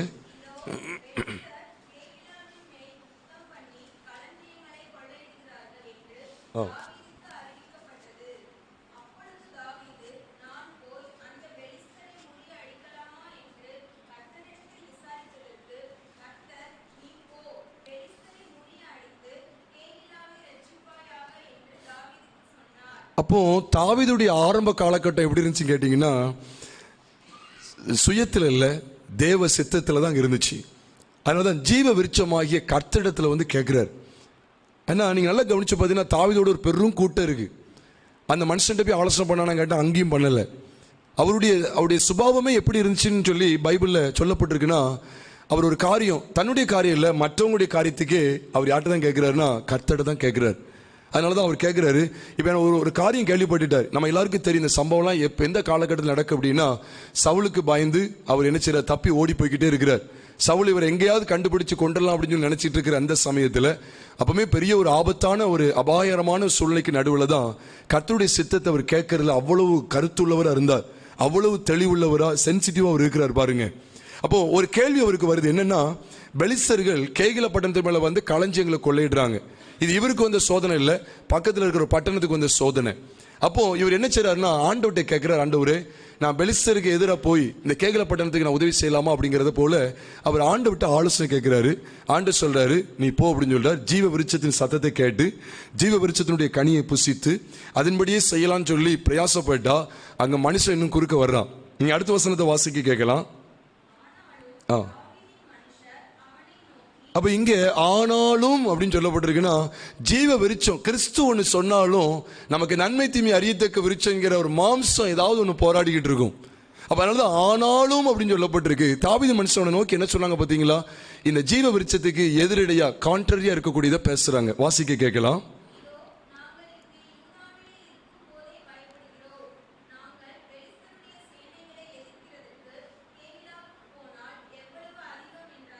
அப்போ நம்ம இங்க இருக்கும் போதே பயப்படுறோம், சவுல் எந்த நேரத்திலே வந்து நம்மளை காலி பண்ணிடுவான். ஆனால் கேகிலாவுக்கு போய் அதை ரசிக்கன்னு சொல்றியா, அப்போ கூட கொஞ்சம் பிரச்சனையில் எரியிற தீல இன்னும் கூட கொஞ்சம் எரியிற தீல இன்னும் கொஞ்சம் எண்ணெயை ஊற்ற சொல்றீங்களா அப்படின்னு சொல்லி தாவீதுகிட்ட கேட்கறது போல இருக்கு. அப்போ அவங்க மாம்சத்துக்கு ஏதுவா நன்மை தீமை அறியத்தக்க விருட்சத்தை காமிச்சு கொடுக்காங்க. தாவீதை பாருங்கய்யா, சவுலால் நமக்கு எவ்வளோ பிரச்சனை இருக்கு, இது நமக்கு தேவையா, கொஞ்சம் யோசிச்சு பாருங்க. நீங்க கர்த்தருடைய ஊழியத்துக்குன்னு சொல்லி இவ்வளவு பணம் கொடுக்கணும்னு சொல்லி ஒரு மிஷனரி ஊழியத்தை தாங்கணும்னு சொல்லி நீங்க சொல்றீங்களே, கணவன் சொல்லுவாரு, மனைவி எதிரடியா நிற்பாங்க. நீங்களே பாருங்க, பிள்ளைகளை இப்பதான் படிக்க வச்சிருக்கோம், இதான் சுயநீதி. நான் ஒரு உதாரணம் தான் சொல்றேன். இப்ப போட்டு மிஷனரிகளுக்கு காணிக்க கொடுக்கணுமாங்க அப்படின்னு ஒரு கேட்போம். இதுலயே யோசிச்சு பாருங்க, இப்ப இது மே மாசம் ஆச்சு, கரெக்டா ஜூன்ல பிள்ளைகளுக்கு ஸ்கூல் ஆரம்பிக்கும். இந்த புத்தி ஓடும், இப்படிலாம் ஓடும். விசுவாசத்தினாலே நீதிமான் பிழைப்பான் இருக்கு. நம்ம வீட்டு தெருவில் ஒரு 2 பேர் கஷ்டப்பட்டு இருக்காங்களா, அவங்களுக்கு ஒரு இந்த துணிமணி வாங்கி கொடுக்கலான்னு நினைக்கிறேன் அப்படின்னு ஒருத்தவங்க சொல்லும்போது அந்த ஜீவ விருட்சத்தின் சத்தம் வரும்போது டபார்னு ஒரு ஆள் அமர்த்திடுவாங்க. யோசிச்சு பாருங்க, பிள்ளை இப்போ தான் காலேஜில் சேர்த்துருக்குறோம், இப்போ போட்டு நீங்கள் வாங்கி கொடுக்க நினைக்கிறீங்களா, அடுத்த மாதம் செய்யலாமே. இப்போ நன்மை தீமை விருட்சம் அறியத்தக்க விருட்சம் உள்ள வரும்போது இங்கே ஜீவ விருட்சத்தின் போகிற வாசம் அடைபடுது. அதுதான் அங்கே காமிக்கப்பட்டிருக்கு. அதே 3 அதுதான் காமிக்கப்பட்டிருக்கு. நீங்கள் இதை நாடிட்டீங்கன்னா இது அடைக்கப்பட்டுரும். ஒன்று கிறிஸ்து, இல்லைன்னா மாம்சம், 2ல் ஏதாவது ஒன்று தான். அதனால தான் பைபிளில் போட்டிருக்கு, ஆவி கேட்டபடி நடந்து கொள்ளுங்கள், அப்பொழுது மாம்ச இச்சையை நிறைவேற்றாது இருப்பீர்கள். நம்ம ஜீவ விருட்சத்தை தெரிந்து கொண்டோன்னா இங்கே நன்மை தீமை அறியத்தக்க விருட்சம் பெயரும். நான் ஒரு உதாரணம் தான் சொல்கிறேன், மிஷனரி ஊழியம் கஷ்டப்பட்டவங்கன்னு உதாரணமாக தான் சொல்கிறேன். இதுதான் இப்படியே தான் இருக்கும். நைட்டு ஜோமெண்ட்டு படுப்பமே அப்படின்னு ஒரு எண்ணம் வரும், சரி காலையில் பார்த்துக்கலாம் கொஞ்சம் டயர்டாக இருக்குது அப்படின்னு சொல்லி. அப்போ நன்மை தீமை அறியத்தக்க விருட்சம் நம்மளை மேற்கொள்ளுது, இப்படி பல விஷயங்களில் மேற்கொள்ளுது. அதனால இன்னைக்கு வாலிபர்களை கவனிச்சா, இன்னைக்கு என் கண்ணுக்கு அவங்க ரொம்ப நல்லா இருக்காங்க, அவங்கள தான் நான் இது பண்ணணும், எனக்கு அதுதான் வேணும், எனக்கு இந்த ட்ரெஸ் தான் உடுப்பேன். அப்போ வாலிபர்கள் எங்க போய்கிட்டு இருக்காங்கன்னா, நன்மை தீமை அறியத்தக்க விருட்சத்தை தான் சாப்பிட்டுக்கிட்டே இருக்காங்க, அந்த பழத்தை தான் பசிச்சுக்கிட்டே இருக்கிறாங்க. அவங்க ஜீவ விருட்சத்துக்கு அபாத்திரரா போறாங்க. இங்கேயும் நம்ம கவனிக்கிறோம், தாவீது ஜீவ விருட்சத்தின் சத்தத்தை கேட்கிறாரு. நான் அதுக்கு அடையாளமா தான் சொல்றேன், தேவனுடைய சத்தம்னா ஜீவ விருட்சத்தின் சத்தத்தை கேட்கிறார். அந்த கனியை அப்படி பெற்றுக்கொண்டா. புசிக்க நினைக்கிறாரு, புசிக்க விட மாட்டேங்காங்க. அவங்க ஒரு ஆலோசனை கொடுக்குறாங்க. யோசிச்சு பாருங்க, தாவீது நியாயமா இருக்கு பார்த்தீங்களா? அதான் சொன்னேன், நன்மை தீமை அறியத்தக்க விருட்சம். அவங்க சொல்றது நல்லா இருக்கா? ரொம்ப சூப்பரா தெரியுது, எக்ஸாக்டா 100க்கு 100 கரெக்டா தெரியுது. நல்லா கவனிங்க, ஆண்டு யார்ட்டெல்லாம் பேசுறாருன்னு தெரியல, எக்ஸாக்டா இருக்கு. நீங்களே சொல்லுங்க, தாவீது சவுல் வந்து நம்மளை துரத்திட்டு இருக்கான், ஏற்கனவே ஒரு பிரச்சனை இருக்கு, அந்த பிரச்சனையில் இன்னொரு பிரச்சனையா, யோசிச்சு பாருங்க அப்படின்னு சொல்லும்போது தாவீதுக்கே இப்போ திடுக்கிட்டாயிருது. தாவீதுக்கே சந்தேகம் வந்துடுச்சு. தாவீது ஆனாலும் விடலை, மறுபடியும் ஜீவ விருட்சத்துக்குள்ள போறாரு. ஏன்னா நன்மை தீமை அறியத்தக்க விருட்சத்தை இவங்க கொடுக்காங்க, இதை புசிங்கய்யா, இதை புசிச்சு நம்ம தப்பிச்சுக்கிடுவோம் அப்படின்னு நினைச்சு சொல்றாங்க. அவருக்கு தெரிஞ்சிடுச்சு இது வேண்டாம், மறுபடியும் போய் ஜீவ விருட்சத்தின் சத்தத்தை கேட்போம்னு சொல்லி அடுத்த வசனத்தை வாசிங்க, 4ஆம் வசனம். அதே 1 சாமுவேல் 23:4.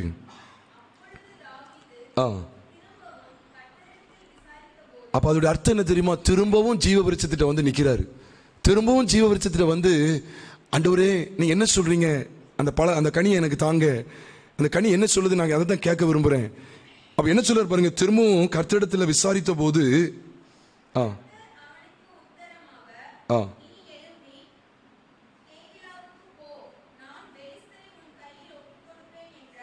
மறுபடியும் அந்த சத்தம் கேக்கு, அதே சத்தம் தான். அப்படிங்க கவனிக்கீங்களா? அவனோடு கூட இருந்த ஜனத்தினுடைய சத்தம் வேறு, தேவ சத்தம் வேறு. இதுதான் ஆவியானவர் இங்க காண்பித்து கொடுக்கிறா. அப்ப தாவீதுடைய அனுபவத்தை கவனிங்க. அப்ப இங்கேயும் ஒரு சத்தம் வருது, அவன் கூடவே இருக்கிறாங்க. பாருங்க எவ்வளவு கஷ்டம் பாருங்க. தாவீதே இப்ப தனித்து விடப்பட்டுருவாரு. அப்ப மற்றவங்க சொன்னாங்க எப்படி இருக்கும், ஒழுங்கா நான் சொல்றதை கேட்குறீங்களா இல்லையா, நாங்க உங்களை விட்டு போயிருவோம் சொன்னா எப்படி இருக்கும் பாருங்க. அவருக்கு பெரிய ஆபத்தாயிரும். இருக்கிறதே ஒரு 600 பேர் தான் இருப்பாங்க, எவ்வளவு பெரிய ஆபத்தாயிரும். அதெல்லாம் யோசிக்கல, எனக்கு அதெல்லாம் தேவையே கிடையாது.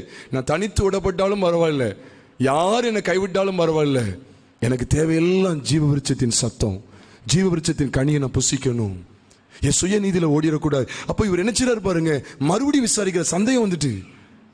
சாத்தா இப்படி சொல்றான், தோட்டத்தில் உள்ள எல்லா விருட்சத்தின் கனியும் புசிக்க கூட தேவன் சொன்னது உண்டா அப்படின்னு சொல்லி விடுறான்னு சொன்னோன்னே, இப்போ தேவன்கிட்ட கேட்கறது போல இவர் கேட்கிறாரு. அவன் வேற ரூட்டை சொல்லி கொடுக்குறான்.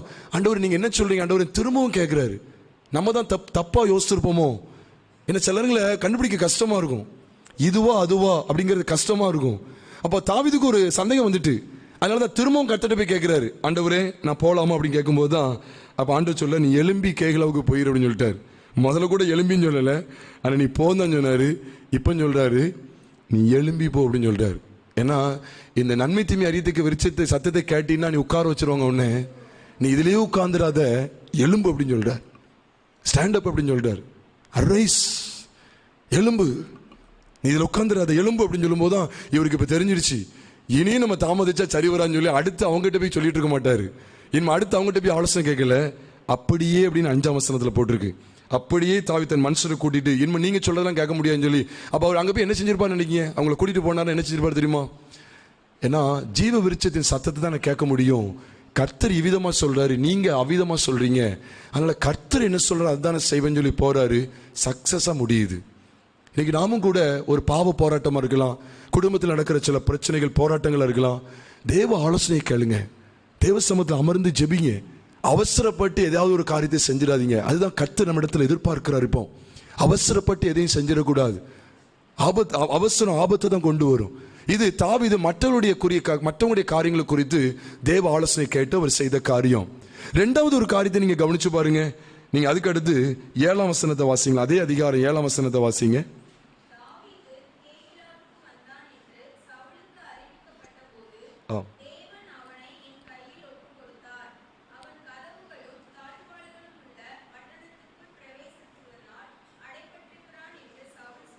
போதும்.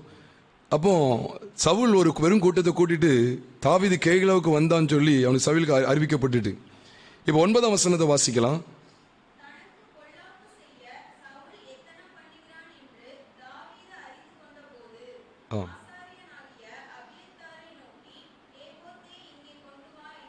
அப்போ மற்றவங்களுடைய காரியத்துக்கும் அவன் ஜீவ விருட்சத்தின் அனுபவத்தை தான் கேட்கிறான், ஜீவ விருட்சத்தின் சத்தத்தை தான் கேட்டா.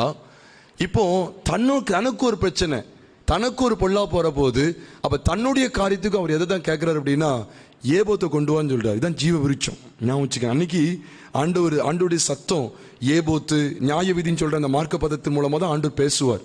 நம்ம எல்லாருக்கும் தெரியும் ஊரீம் தும்மீம் அப்படிங்கிறதுலாம். அதாவது யாத்திராம 29-30 அதிகாரம்லாம் நீங்க வாஸ்து பார்த்தீங்கன்னா உங்களுக்கு தெரியும். 29வது அதிகாரத்தை தெளிவா இருக்கு. ஊரீம் தும்மீம் என்பவைகளில் தான் கர்த்தருடைய அந்த சத்தத்தை ஆலோசனையை கர்த்தரிடத்தில் விசாரிக்கிற காரியம்லாம் அன்னைக்கு சொல்லப்பட்டிருந்தது. அப்போ அதுதான் ஒரு ஜீவ விருட்சத்துக்கு அடையாளமா இருக்கு அப்படிங்கிறத நீங்கள் நானும் அறிந்து கொள்ளணும். அப்போ கிறிஸ்து எப்படிதான் ஜனங்கள்கிட்ட பேசுவார் அப்படின்னா இந்த ஊரீம் தும்மீம் மூலமா பேசிக்கிட்டே இருந்தார். அங்கே லைட் அடிக்கும், அப்போ சிக்னல் கிடைச்ச உடனே அந்த காரியத்தை செய்வாங்க. அப்போ அதுவாங்கிற காரியத்துக்கு ஏபோத்தை கொண்டு வரணும். தாவீதுடைய மைண்டில் இருக்கிறது எல்லாம் எப்படின்னா ஏபோத்து, அதாவது கர்த்தருடைய சத்தத்தை கேட்கணும். அப்போ தனக்கு ஒரு பொல்லாப்பு வருதுங்கிறத தாவீது உத்தேசமா அறியல, ஊர்ஜிதமா அறிந்து கொண்டார். உத்தேசத்துக்கு வழியே இல்லை. ஏன்னா அடுத்த வசனத்தை நீங்க வாசித்தீங்கன்னா 10ஆம் வசனத்தை நான் வாசிக்கிறேன் பாருங்க. 1 சாமுவேல் 23:10 பாருங்க. ஏபோத்தை இங்க கொண்டு வான்னு சொல்லிட்டு, அப்பொழுது தாவீது இஸ்ரவேலின் தேவனாகிய கர்த்தாவே, சவுல் கேகிலாவுக்கு வந்து என் நிமித்தம் பட்டணத்தை அழிக்க வகை தேடுகிறான் என்று உமது அடியானாகிய நான் நிச்சயமாய் கேள்விப்பட்டேன். பார்த்துக்கங்க, நிச்சயமாய் உறுதியா தெரிஞ்சிருச்சு, சந்தேகமே கிடையாது. ஆனாலும் இவர் எந்த சத்தத்தை தான் கேட்பாரு? ஜீவ விருட்சத்தின் சத்தத்தை தான் கேட்பார். கர்த்தர் என்ன சொல்றாரு? என் சுய புத்தியில சாரக்கூடாது, என் சுய யோசனை நடந்துடக்கூடாது. அப்போ கர்த்தர் என்ன சொல்றாருன்னு கேட்கும்போது தான் ஆண்டவர் சொல்றார் கேகிலப்பட்டணத்தார். அடுத்து சொல்றார் 11ஆம் வசனத்திலையும், கேகிலப்பட்டணத்தார் என்னை அவர் கையில் ஒப்பு கொடுப்பார்களா, உங்களுடைய அடியான் கேள்விப்பட்டபடி சவுல் வருவானா. ஏன்னா கேகிலப்பட்டணத்தாருக்கு உதவி செஞ்சிருக்கேன், ஆனாலும் அவங்கள நம்பல, சுய புத்தி அவர் சார்ந்து கொள்ளவே இல்லை. நம்ம ஒருத்தங்க நன்மை செஞ்சு அவங்க திரும்ப நன்மை செய்வாங்க அப்படிங்கிற அந்த சுய எண்ணங்கள்லாம் கிடையாது தாவீதுக்கு. அதனாலதான் இவர் கர்த்தரிடத்தில் கேட்கும்போது கர்த்தர் என்ன செஞ்சா தெரியுமா? இதை உமது அடியனுக்கு தெரிவிக்க வேண்டும் சொல்லி 11ஆம் வசனத்தில் சொல்லும்போது அப்படி பின்பதில் சொல்லப்பட்டிருக்கு, அதற்கு கர்த்தர் அவன் வருவான் என்றார். 12ஆம் வசனத்தில் கேட்கிறாரு, கேகிலப்பட்ட அந்த என்னையும் என் மனுஷரையும் சவுலின் கையில் ஒப்பு கொடுப்பார்களோ என்று தாவீது கேட்டதற்கு கர்த்தர் சொல்றார், ஒப்பு கொடுப்பார்கள் என்றார். அப்ப இதெல்லாம் நீங்க கவனிச்சு பார்த்தீங்கன்னா கர்த்தரிடத்தில் கேட்டு செய்கிற தாவீது, அது வெளியில் உள்ள காரியமா இருக்கட்டும், தன்னுடைய காரியமா இருக்கட்டும். அப்போ ஆண்டவர் என்ன பேசுறாருன்னா, ஒரு பான சோத்துக்கு ஒரு சோறு பாதம் சொல்றது போல தாவீதுடைய ஒரு சில காரியத்தில் நம்ம கண்டுகொள்ளலாம், அவர் ஜீவ விருட்சத்தின் சத்தத்தை தான் கேட்பார். அதுல தான் மனுஷன் பிழைக்க முடியும் அப்படிங்கிறது அவர் அறிந்து கொண்டார். ஆனா ஒரு காலகட்டத்தில் வரும்போது நெருக்கம் அதிகமாக இப்ப எங்க போயிட்டாருன்னா மாம்சத்துக்கு இடம் கொடுத்துட்டாரு. 1 சாமுவேல் 27ஆம் அதிகாரம் 1 வசனத்துக்கு வரும்போது தன் இருதயத்தில் ஒரு யோசனை பண்றார். தன் இருதயத்தில் ஒரு ஆலோசனை அல்லது ஒரு யோசனை பண்ணி தன்னுடைய இருதயத்தின் நினைவை அப்படியே கொண்டு வர்றார். இதை இப்படி செஞ்சாதான் நல்லா இருக்கும், நீங்க 27வது அதிகாரம் 1ஆம் வசனத்தை நீங்க பாருங்களேன், வாசிக்க கேட்போம். பின்பு தாவீது அப்படின்னு சொல்லி 2 புள்ளி வச்சிருக்கோம். அப்ப அவர் என்னத்தை இருதயத்தில் சொல்லிக் கொள்றாரா? வாசிக்கலாம்.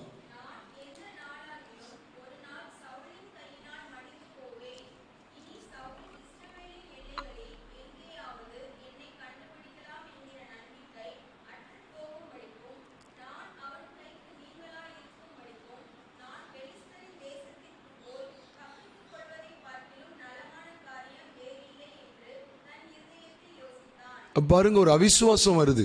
அவனா ஒரு காரியத்தை இருதயத்தில் யோசித்து தீர்மானித்து அதை அப்படியே நடப்பித்தார்னு சொல்லிதான் அடுத்தடுத்துள்ள வசனங்களை நீங்களும் நானும் வாசிக்கிறோம். அப்ப எப்படிப்பட்ட தாவீது இப்ப எப்படி மாறுறார் பாருங்க. அவர் எப்படிப்பட்ட ஆவிக்குரிய நிலைமையில இருந்தார் பாத்தீங்களா? ஆரம்பத்தில் அவர் அப்படிப்பட்ட ஆவிக்குரிய நிலைமையில இருந்தார். எவ்வளவு போராட்டம் வரட்டுமே அப்படி நின்று பிடிச்சார், அந்த ஜீவ விருட்சத்தில் நின்று பிடிச்சார். ஆனா போக போக காலப்போக்கில் சில ஒரு தேய்மானம் உண்டாகுது. நம்ம கூட ஆரம்பத்தில் கர்த்தருடைய சத்தத்தை கீழ்ப்படிந்து ஆண்டவர் என்ன சொல்றாரு, அவருடைய வார்த்தைக்கு தான் கீழ்ப்படிவேன், அவருடைய சத்தத்தை தான் செய்வேன் அப்படிங்கிறதெல்லாம் நம்ம தீர்மானிச்சு ஆரம்பத்தில் அருமையா பழகி வந்தோம். ஆனா இப்போ எப்படின்னு கவனிச்சா சில நேரங்களில் ஒரு சறுக்கு உண்டாகுது, சறுக்குதல் காணப்படுது, சில பின்னடைவு உண்டாகிறது, பின்மாற்றத்துக்குள்ள போய்விடுகிறோம். அதனாலதான் தேவ சத்தத்தை நம்ம கேட்க வேண்டிய எல்லா சமயத்திலும் ஜீவ விருட்சம் என்ன சொல்லுகிறது, ஜீவ விருட்சத்தின் கனியை நான் புசிக்கணும், அதை பார்க்கணும். அந்த கனியை நான் புசித்தாதான் நான் பிழைப்பேன் என்பதை ஆண்டவர் நமக்கு காட்டி கொடுக்கிறா. ஒருவேளை நான் நினைக்கிறேன் ஆதாம் ஏவாளுக்கு ஆண்டவர் என்ன செஞ்சிருப்பார் தெரியுமா? நான் அப்படிதான் நினைக்கிறேன். முதல்ல ஜீவ விருட்சத்தின் கனியை புசிக்க கொடுத்தாலும் கொடுத்துருப்பாரு. அவசரம் யாரை விட்டது? 2வது நன்மை தீமை அறியத்தக்க விருட்சத்தை கூட கொடுத்துருப்பாரு. ஏன்னா அதை சாப்பிட்டு அவங்கள மாதிரி தேவனை போலவே ஆயிட்டாங்க. ஏன்னா அதை பகுத்தறியக்கூடிய, ஏன்னா எனக்கும் தெரியும் அதானே. சிலர் குழப்பிக்கிடுவாங்க. நன்மை தீமை அறியத்தக்க விருட்சத்தின் கனியை புசிச்சதுனால அவங்க தேவனை போல ஆயிட்டாங்க, நம்மில் ஒருவனை போல ஆனந்தனை கர்த்தர் சொன்னார், அப்ப தேவனை போல ஆகிறதானே நினைச்சிடாதீங்க. அது காரியம் அது கிடையாது. தேவனை போல அவங்க சுயமா தீர்மானிப்பாங்க, நான் தான், அப்ப அவங்கள தேவனாயிருவாங்க. அதான் தேவனை போல ஆவீர்கள்னு சொல்றாரு. அப்ப தேவன் தான் தீர்மானிக்கணும். அப்ப தேவனுடைய ஸ்தானத்துல நான் போய் என்ன செய்யக்கூடாதுன்னா, என்னுடைய ஒவ்வொரு காரியத்துக்கும் நான் அப்படி செய்வேன் இப்படி செய்வேன்னு சொல்லி தேவனை போல ஆக்ட் பண்ணிட்டு இருக்க கூடாது அங்க. அப்ப அதுதான் அங்க சொல்ல வர, நம்ம போல மாறிட்டான். இப்ப அவன் நினைச்சு வந்துருமா, நம்ம எப்படி தேவன்கிற திருத்துவ தேவத்துல நம்ம எப்படி நம்முடைய காரியங்களை அப்படி நம்ம நிறைவேற்றுவோமோ அதே போல அவன் சுயமா நிறைவேற்றுவான். இது நன்மை இது தீமைன்னு சொல்லி. அது கர்த்தருடைய சபைக்கு உட்படலாகாது. நீங்க யாரா இருந்தாலும் சரிதான், கர்த்தருடைய சத்தியத்தை தெளிவா விளங்கிக் கொள்ளுங்க. நன்மை தீமை அறியத்தக்க விருட்சத்தின் கனியை புசிக்கும் நாளே சாவோம். ஜீவ விருட்சம் நமக்கு தேவை. அதனாலதான் இஸ்ரவேல் ஜனங்களுடைய வாழ்க்கையை நமக்கு காண்பித்து கொடுத்து சொல்றாரு, அவர்கள் சுய நீதியே நாடுறாங்க, அவர்கள் தேவ நீதிக்கு கீழ்ப்படியாது இருக்கிறார்கள். இங்க தாவீதை கவனிச்சா ஆரம்பத்தில் தேவ நீதியிலேயே நடந்து பழகின மனுஷன் இப்ப இந்த சுய நீதியில போன உடனே சிக்லாக்கு போயிட்டான். இந்த சுய நீதி அவனை எங்க நடத்துச்சு தெரியுமா? நம்ம எல்லாருக்கும் தெரியும். சிக்லாக்குள்ள போய் 1 சாமுவேல் 30ஆம் அதிகாரத்தில் போட்டிருக்கு, அவன் சிக்லாக்குல போய் நல்ல செட்டில் ஆயிட்டான். அது சிக்கு லாக்கு தான் சொல்லணும். செட்டில் ஆகி கடைசியில் அமலேக்கியர்களால அவனுடைய குடும்பம் எல்லாம் அழிக்கப்படுது. குடும்பம்னா அவன் வீடுகள், அவன் இருந்த பட்டணம் எல்லாம் அக்கினியால் சுட்டரிக்கப்படுது, அவனுக்கு உண்டான எல்லாம் கொள்ளையடிக்கப்பட்டு போகுது. ஆனா கடைசி அவர் என்ன செஞ்சார் தெரியுமா? கடைசியா நீங்க கவனிச்சீங்கன்னா மறுபடியும் அவர் எங்க வரும்போது இழந்ததை பெற்றுக்கொண்டான்னு கவனிச்சீங்கன்னா, இன்னைக்கு நாமும் கூட ரட்சிப்பை ஒருவேளை சிலர் இழந்திருக்கலாம், சில ஆவிக்குரிய கிருபை இழந்திருக்கலாம். ரட்சிப்புன்னு சொன்னா மன்னிக்கவும், ரட்சிப்பின் சந்தோஷத்தை நீங்க இழந்திருக்கலாம், அல்லது ஆவிக்குரிய கிருபைகளை சில பகுதியில் நீங்க இழந்திருக்கலாம். சில ஆவிக்குரிய வரங்களை சில பகுதியில் தேவனுக்காக பரிசுத்தமா நீங்க வைராக்கியமா வாழ்ந்திருந்திருப்பீங்க. அந்த வைராக்கியம், அந்த ஒரு பெரிய ஒரு சாராம்சத்தை விட்டு நீங்க விலகி இருக்கலாம். ஆனா தாவீது எப்போ அதை மறுபடியும் திரும்ப பெற்றுக்கொண்டாருன்னு கவனிச்சீங்கன்னா, இங்க பைபிள் அழகா போட்டிருக்கு, மறுபடியும் அபியத்தாரை பார்த்து சொல்றாரு. 1 சாமுவேல் 30ஆவது அதிகாரம் 6 மற்றும் 7ஆம் வசனங்களை கவனிச்சா கர்த்தருக்குள்ள தன்னை திடப்படுத்தி கொள்ற பகுதியை நீங்கள் நானும் பார்க்கிறோம். 6ஆம் வசனத்தை பாருங்க. தாவீது மிகவும் நெருக்கப்பட்டானா. அவருடைய பின்பகுதியில் சொல்லப்பட்டிருக்கு, தாவீது தன் தேவனாகிய கர்த்தருக்குள்ளே தன்னை திடப்படுத்தி கொண்டான். கொஞ்ச நாள் அட்ரஸே காங்கல, கொஞ்ச நாள் கர்த்தர்ட்ட விசாரிக்கணும், கர்த்தர்ட்ட கேட்கணும், கர்த்தர் என்ன சொல்றாரு, கர்த்தர் நான் செய்யறதை விரும்புறாரா, இதை கேட்கிற எண்ணமே இல்லாம இஷ்டம் போல போயிட்டார். பெலிஸ்த தேசத்துக்கு போவதை காட்டிலும் பார்க்கிலும் நலமானது வேறு இல்லை அப்படின்னு சொல்லி நன்மை தீமை அறியத்தக்க விருட்சத்தை தான் அவர் புசிச்சார். நான் தெளிவா சொல்லுவேன், அவர் நன்மை தீமை அறியத்தக்க விருட்சத்தின் கனியை புசித்தா. சுயம் அவருக்குள்ளே ஒரு கோடு போட்டுக்கிறாரு, அவருக்குள்ளே ஒரு வட்டம் போட்டுக்கிட்டாரு. ஏன்னா இதை நான் இப்படி செஞ்சா தான் நான் தப்ப முடியும், நான் இங்க போறதை தவிர வேற வழி இல்லை. அப்போ தாவீது என்ன செஞ்சிருக்கணும்? கர்த்தர்ட்ட கேட்டிருக்கணும், ஜீவ விருட்சத்தின் ஆலோசனை கேட்டிருக்கணும். சுயத்தில் நன்மை தீமை அறியத்துக்கு விருட்சத்தின் கனியை புசித்து அவர் ஒரு தேவனை விட்டு தூரமாக போறாரு பாருங்க. அதனால தான் அங்கே பார்க்குற எல்லாத்தையும் இழந்துட்டு இப்போ அவருக்கு உணர்வு வருது. இப்போ எங்கே வந்துட்டாருன்னா ஜீவ விருட்சத்தின் சத்தத்தை கேட்கணும்னு சொல்லி 7ஆம் வசனத்தில் போட்டிருக்கு. தாவீது அகிமெலேக்கின் குமாரனாகிய அபியத்தார் என்னும் ஆசாரியனை நோக்கி ஏபோத்தை என்னிடத்தில் கொண்டு வா என்றான். அபியத்தார் ஏபோத்தை அவன் தாவீதினிடத்தில் கொண்டு வந்தான். தாவீது கர்த்தரை நோக்கி தண்டை பின்தொடரணுமா, அதை பிடிப்பேனான்னு சொல்லி இப்போ ஜீவ விருட்சத்திட்ட ஆலோசனை கேட்கிறார். ஏன்னா அவருக்கு தெரிஞ்சிடுச்சு, ஆரம்பத்தில் என் சுய இருதயத்தின் யோசனையில் கேட்டு தானே இப்படி நான் கெட்டு போயிட்டேன், இப்படி ஒரு சீரழிந்த ஒரு வாழ்க்கைக்குள்ளே நான் போயிட்டேன். இனிமேல் நான் என்னுடைய சுய விருப்பத்தை நிறைவேற்ற போகிறது இல்லை, எனக்கு நலமாக தெரியறது இல்லை. இப்போ அவர் என்ன செஞ்சிருக்கலாம்னா, சரி வாங்க நம்ம எல்லாரும் போய் நம்மளை தேடுவோம், நம்முடைய குடும்பத்தார் எங்கேயும் பிடிச்சிட்டு போயிட்டாங்க, சிறை பிடிச்சிட்டு போயிட்டாங்க, அமளிக்கேர் தானே, தேடுவோம் வாங்க அப்படின்னு சொல்லி சுயத்தில் போனாரா? இல்லை, நான் போகணுமா வேண்டாமா? இப்போ ஜீவ விருட்சத்தை ஆலோசனை கேட்கிறார். அப்போ இதெல்லாம் நமக்கு ஒரு படிப்பணியாக கர்த்தர் நமக்கு காண்பித்து கொடுக்கிறா.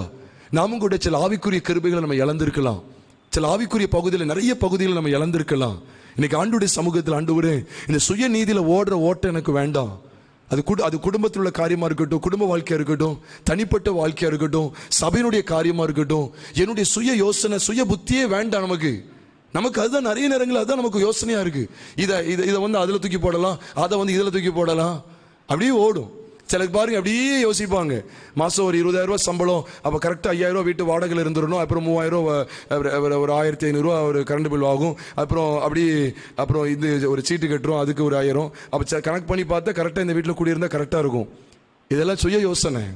தேவன்ட ஆலோசனை கேளுங்க, நடத்தல் இருக்கான்னு பாருங்க. இருதயத்தில் சமாதானம் வேணும்.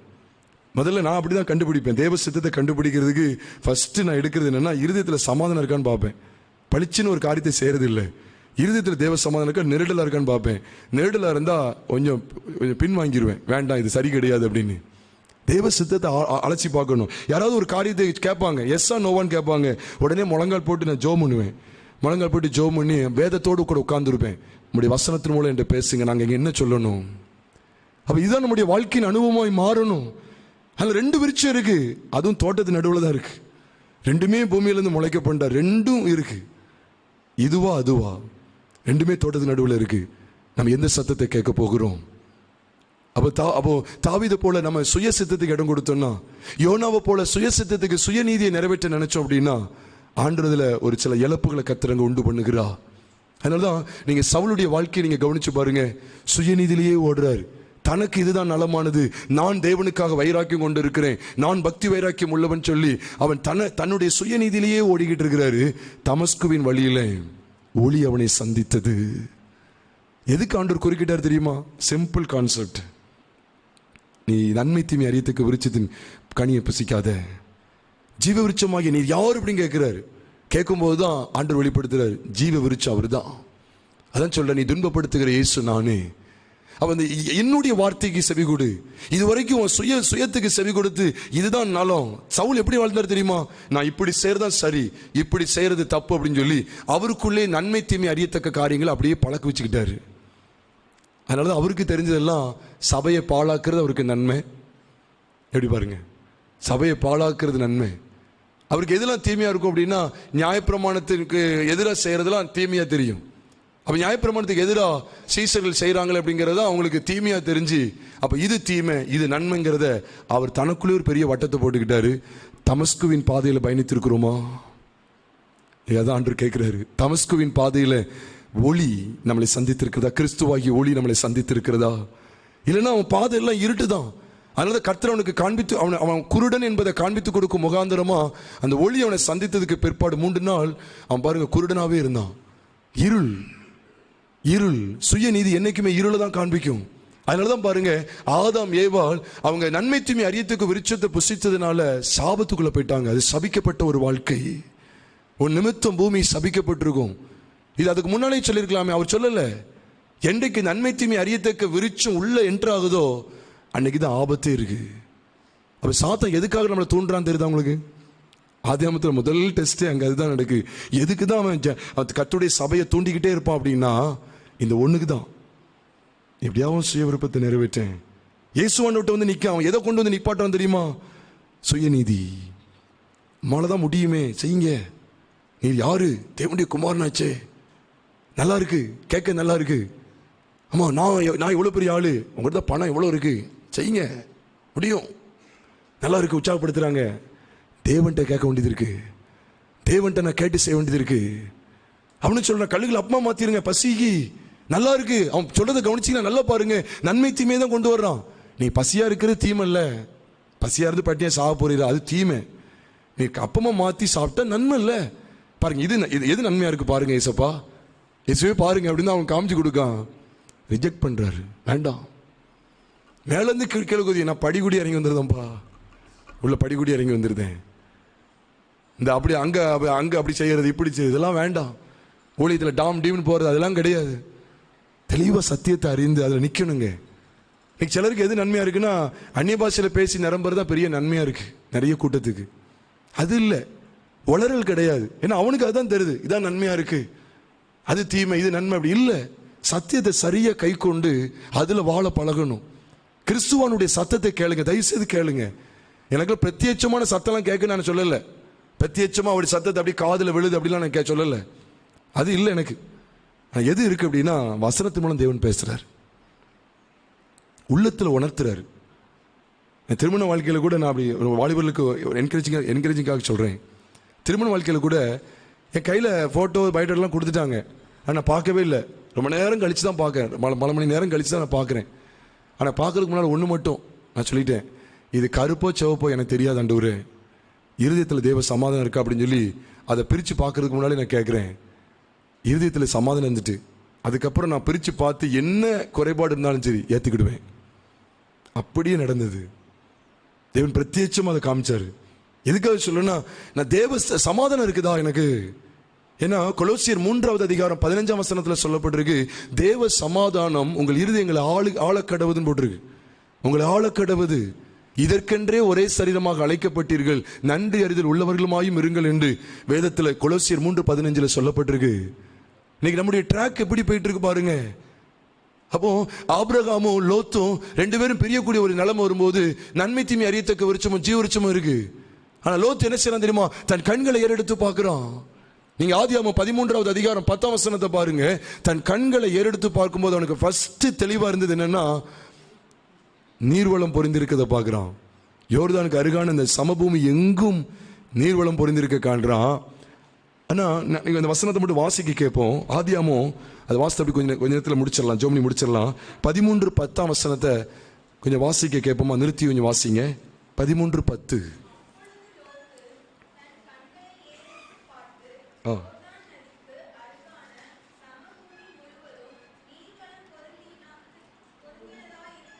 இப்போ கொஞ்சம் நிப்பாட்டிக்கங்க. அப்போ நீர்வளம் பொருந்தி இருக்கு, யோர்தானுக்கு அருகே உள்ள அந்த சமபூமி எங்கும் அப்படின்னு போட்டிருக்கு. அப்போ அவனுடைய பார்வையில் இதெல்லாம் சுயம், இதெல்லாம் நன்மை தீமை அறியத்துக்கு விரிச்சோம். அவன் பார்க்குறான், இங்கிட்டு கொஞ்சம் வரைஞ்ச மாதிரி தெரியுது. அப்போ தான் கண்டிப்பாக பார்த்துருக்கணும், இது நமக்கு தீமையாயிரும், இதுதான் நன்மை. அவன் கண்களை ஏறெடுத்து பார்க்க, சுயத்தை பாருங்க, இது அவனுக்கு நல்லா தெரியுது. இன்னைக்கு நமக்கு நலமா தெரியுது வேண்டாம், யங்ஸ்டர்ஸ்க்கு தான் சொல்றேன், உங்களுக்கு நலமா தெரியுதுக்குள்ள போயிடாதீங்க. அப்படிதான் தெரியும், பார்க்க ஹேண்ட்ஸமா அப்படி தெரியும். அதான் சொல்லுவாங்க, ஒரு சகோதரி நீளமான முடி வச்சுன்னா அவர் கவர்ந்து அப்படியே போயிட்டாரு. திருமணம் ஆனா அவங்க முதல் நாள் நைட்டே நினைச்சாங்கன்னா முடியை கொண்டு வந்து ஹேங்கர்ல தொங்க விட்டாங்க. அப்பதான் அவருக்கு தெரிஞ்சுது. அதான் சொல்லுவாங்க, அப்பியரன்சஸ் ஆர் டிசெப்டிவ். வெளி தோட்டம் தான். நீங்க பார்வைக்கு இன்பனாலே எங்க முடிஞ்சிச்சு. ஆண்டவர் வேண்டான்னு சொல்றாரு. அப்ப நம்முடைய பார்வைக்கு இன்பமானது தான் கர்த்தர் விளக்குறாரு, நம்முடைய புசிப்புக்கு நல்லதை தான் கர்த்தர் விளக்குறாரு. அதனால ஒரு காலேஜ் படிப்பா இருக்கட்டும், எதுனாலும் சரி, ஒரு 5 நிமிஷமாவது ஜோம் பண்ணி, 5 நிமிஷமாவது நீங்க ஜோம் பண்ணி செஞ்சு பாருங்க, ஆண்டவருக்கு சித்தலாம் தடை பண்ணிடுவார். எடுத்தேன் கவிழ்த்தேன்கிற கதையே நம்ம கிறிஸ்தவ வாழ்க்கையில் கிடையாது, வேண்டாம். இங்க பாருங்க, கண்களை எடுத்து பார்க்க சமபூமி தான் அவருக்கு தெரியுது, நீர்வளம் பொருந்திருக்கு, அங்கதான் போகணும்னு வாஞ்சியா இருக்கு இருதயம். ஆனா லோத்துட்டு ஆண்டவர் பேசும்போது கவனிச்சிருக்கீங்களா, உன் ஜீவன் தப்ப ஓடிப்போ, பின்னிட்டு பாராதே, சமபூமி எங்கும். ஏன்னா அவருக்கு தெரியும், உனக்கு கோணலான வழியே இதுதான், உன்னை முதல்ல கெடுத்து குட்டிச்சவர் ஆக்கின கதையே எது தெரியுமா, சமபூமி தான். நீ கண்களை ஏறெடுத்து பார்க்கும்போது எதுதான் உனக்கு பெருசா தெரிஞ்சது, உன் சுயத்துல எதுதான் உயர்வா தெரிஞ்சது, சமபூமி எங்கும் அப்படியே நீர்வளம் பொருந்திருக்கு. அதனாலதான் அடுத்து கொஞ்ச நாள் கழிச்சு, சில வருஷங்கள் கழிச்சு அவனுக்கு சத்தம் வருது, சமபூமி எங்கு நில்லாத. ஏன்னா அவருக்கு தெரியும் நீ சமபூமியில தான் நிப்பேன்னு தெரியும். நீ இதை தான் இப்படி தூக்கி இப்படி அதை போடணும், அதை தூக்கி இப்படி போடணும், இந்த சுயத்தில் தான் நிற்ப. ஏன்னா உனக்கு ஆர்வம் ஃபுல்லாக அதில் தான் அடிச்சுட்டு கிடக்கு. ஏன்னா சிலருக்குலாம் அது ஆர்வம் அப்படியே அடிச்சுக்கிட்டு இருக்கும். ஆனால் சும்மா பேருக்கு கேட்பாங்க, ஆண்டவரே நமக்கு சித்தமாக கேட்பாங்க. ஆனால் உள்ள ஃபுல்லாக நன்மை தீமை அறியத்தக்க பழத்தை தான் பறித்து கொண்டு வந்து உள்ளே வச்சுருப்பாங்க. புசிக்கிறதுக்கு ஆயத்தமாக இருக்க சமயத்தில் ஒரு கடமைக்கு ஒரு ஜெபம், ஆண்டவரே நான் ஜீவரிச்சத்தை ஆண்டவரே சத்தத்தை கேட்கணும், சித்தமாக சொல்லுங்கன்னு சொன்னால் நம்ம எதை பறித்து வச்சுருக்கோம் அந்த பழம் தான் நமக்கு கண்ணு முன்னால் வந்துக்கிட்டே இருக்கும். அதனால சாப்பிட்டு முடிச்சிருவோம். அந்த பழத்தை சாப்பிட்டா சாகவே சாவோம். காலையிலே இப்படி பேசுகிறேன்னு நினச்சிடாதீங்க, என்ன சாகவே சாவன்னு சொல்கிறீங்கன்னு. 2 பகுதியும் சொல்கிறேன்.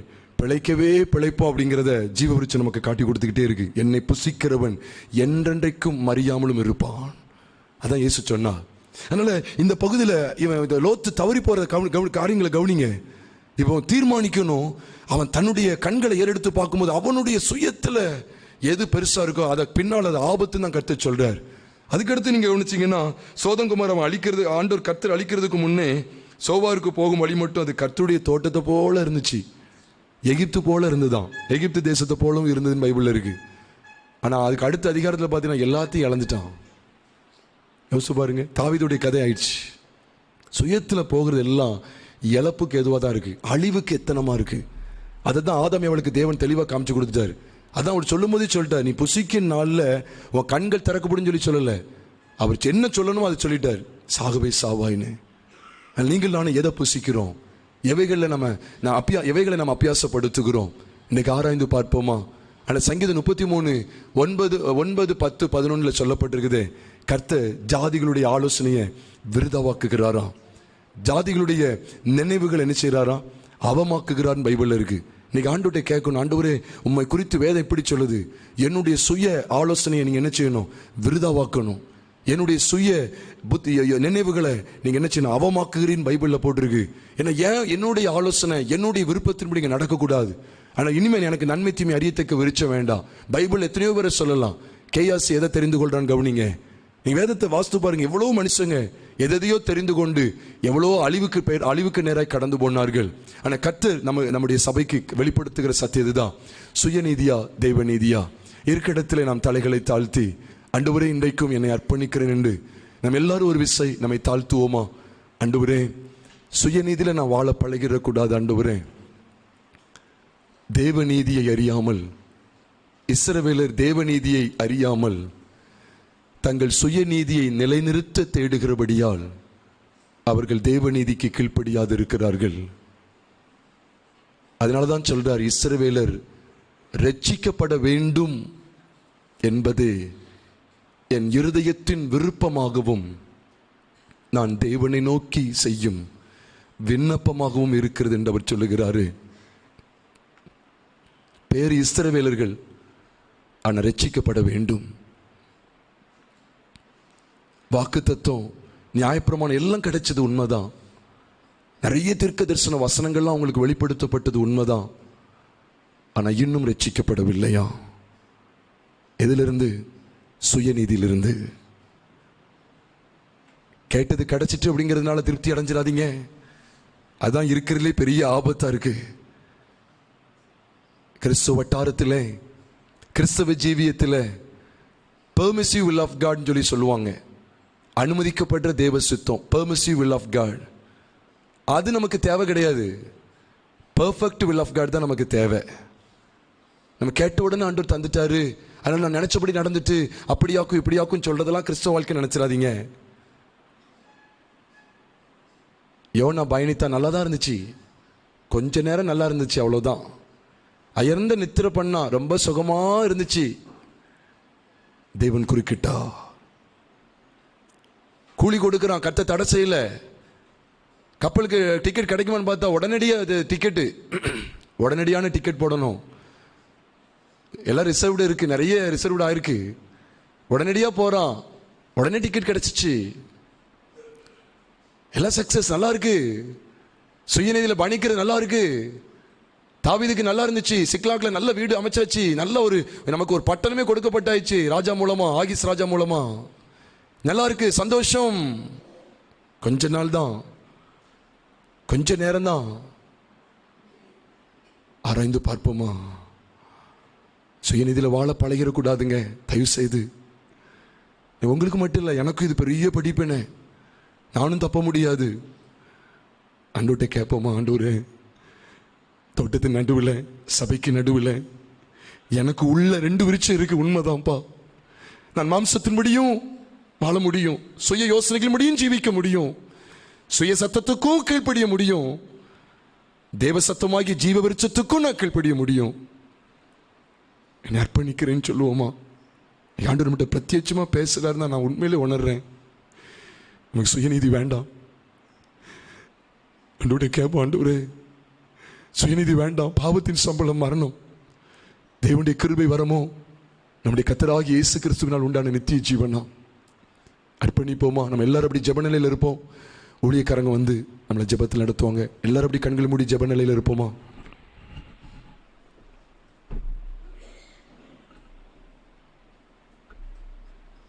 எங்களை நேசிக்க நல்ல ஆண்டவரை துதிக்கிறோம், ஸ்தோத்திரிக்கிறோம்.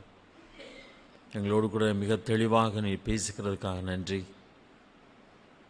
அன்றைய நாங்கள் நம்முடைய பிள்ளைகளாக இருந்தும் சில நேரத்தில் அநேக நேரங்களிலே நாங்கள் சுயநீதியை நிறைவேற்றுவர்களாக ஆண்டவரே நாங்கள் இருக்கிறோம் என்பதை உணர்த்துகிறீர். உம்முடைய நீதி, உம்முடைய விருப்பம், உம்முடைய ஆலோசனை என்ன என்பதை ஆண்டவரே நாங்கள் அறிந்து அதிலே ஓட நாங்கள் ஆண்டவரே எத்தனை அவசியமானதாக இருக்கிறது என்பதை உணர கிருபை தாரும். ஆண்டவரே இந்த ஆண்டின் கடைசியில் எங்களோடு கூட நீ தெளிவாக பேசுகிறீர். அதை நாங்கள் புரிந்து எங்கள் வாழ்க்கையிலே அபியாசப்படுத்த கிருபை தாரும்.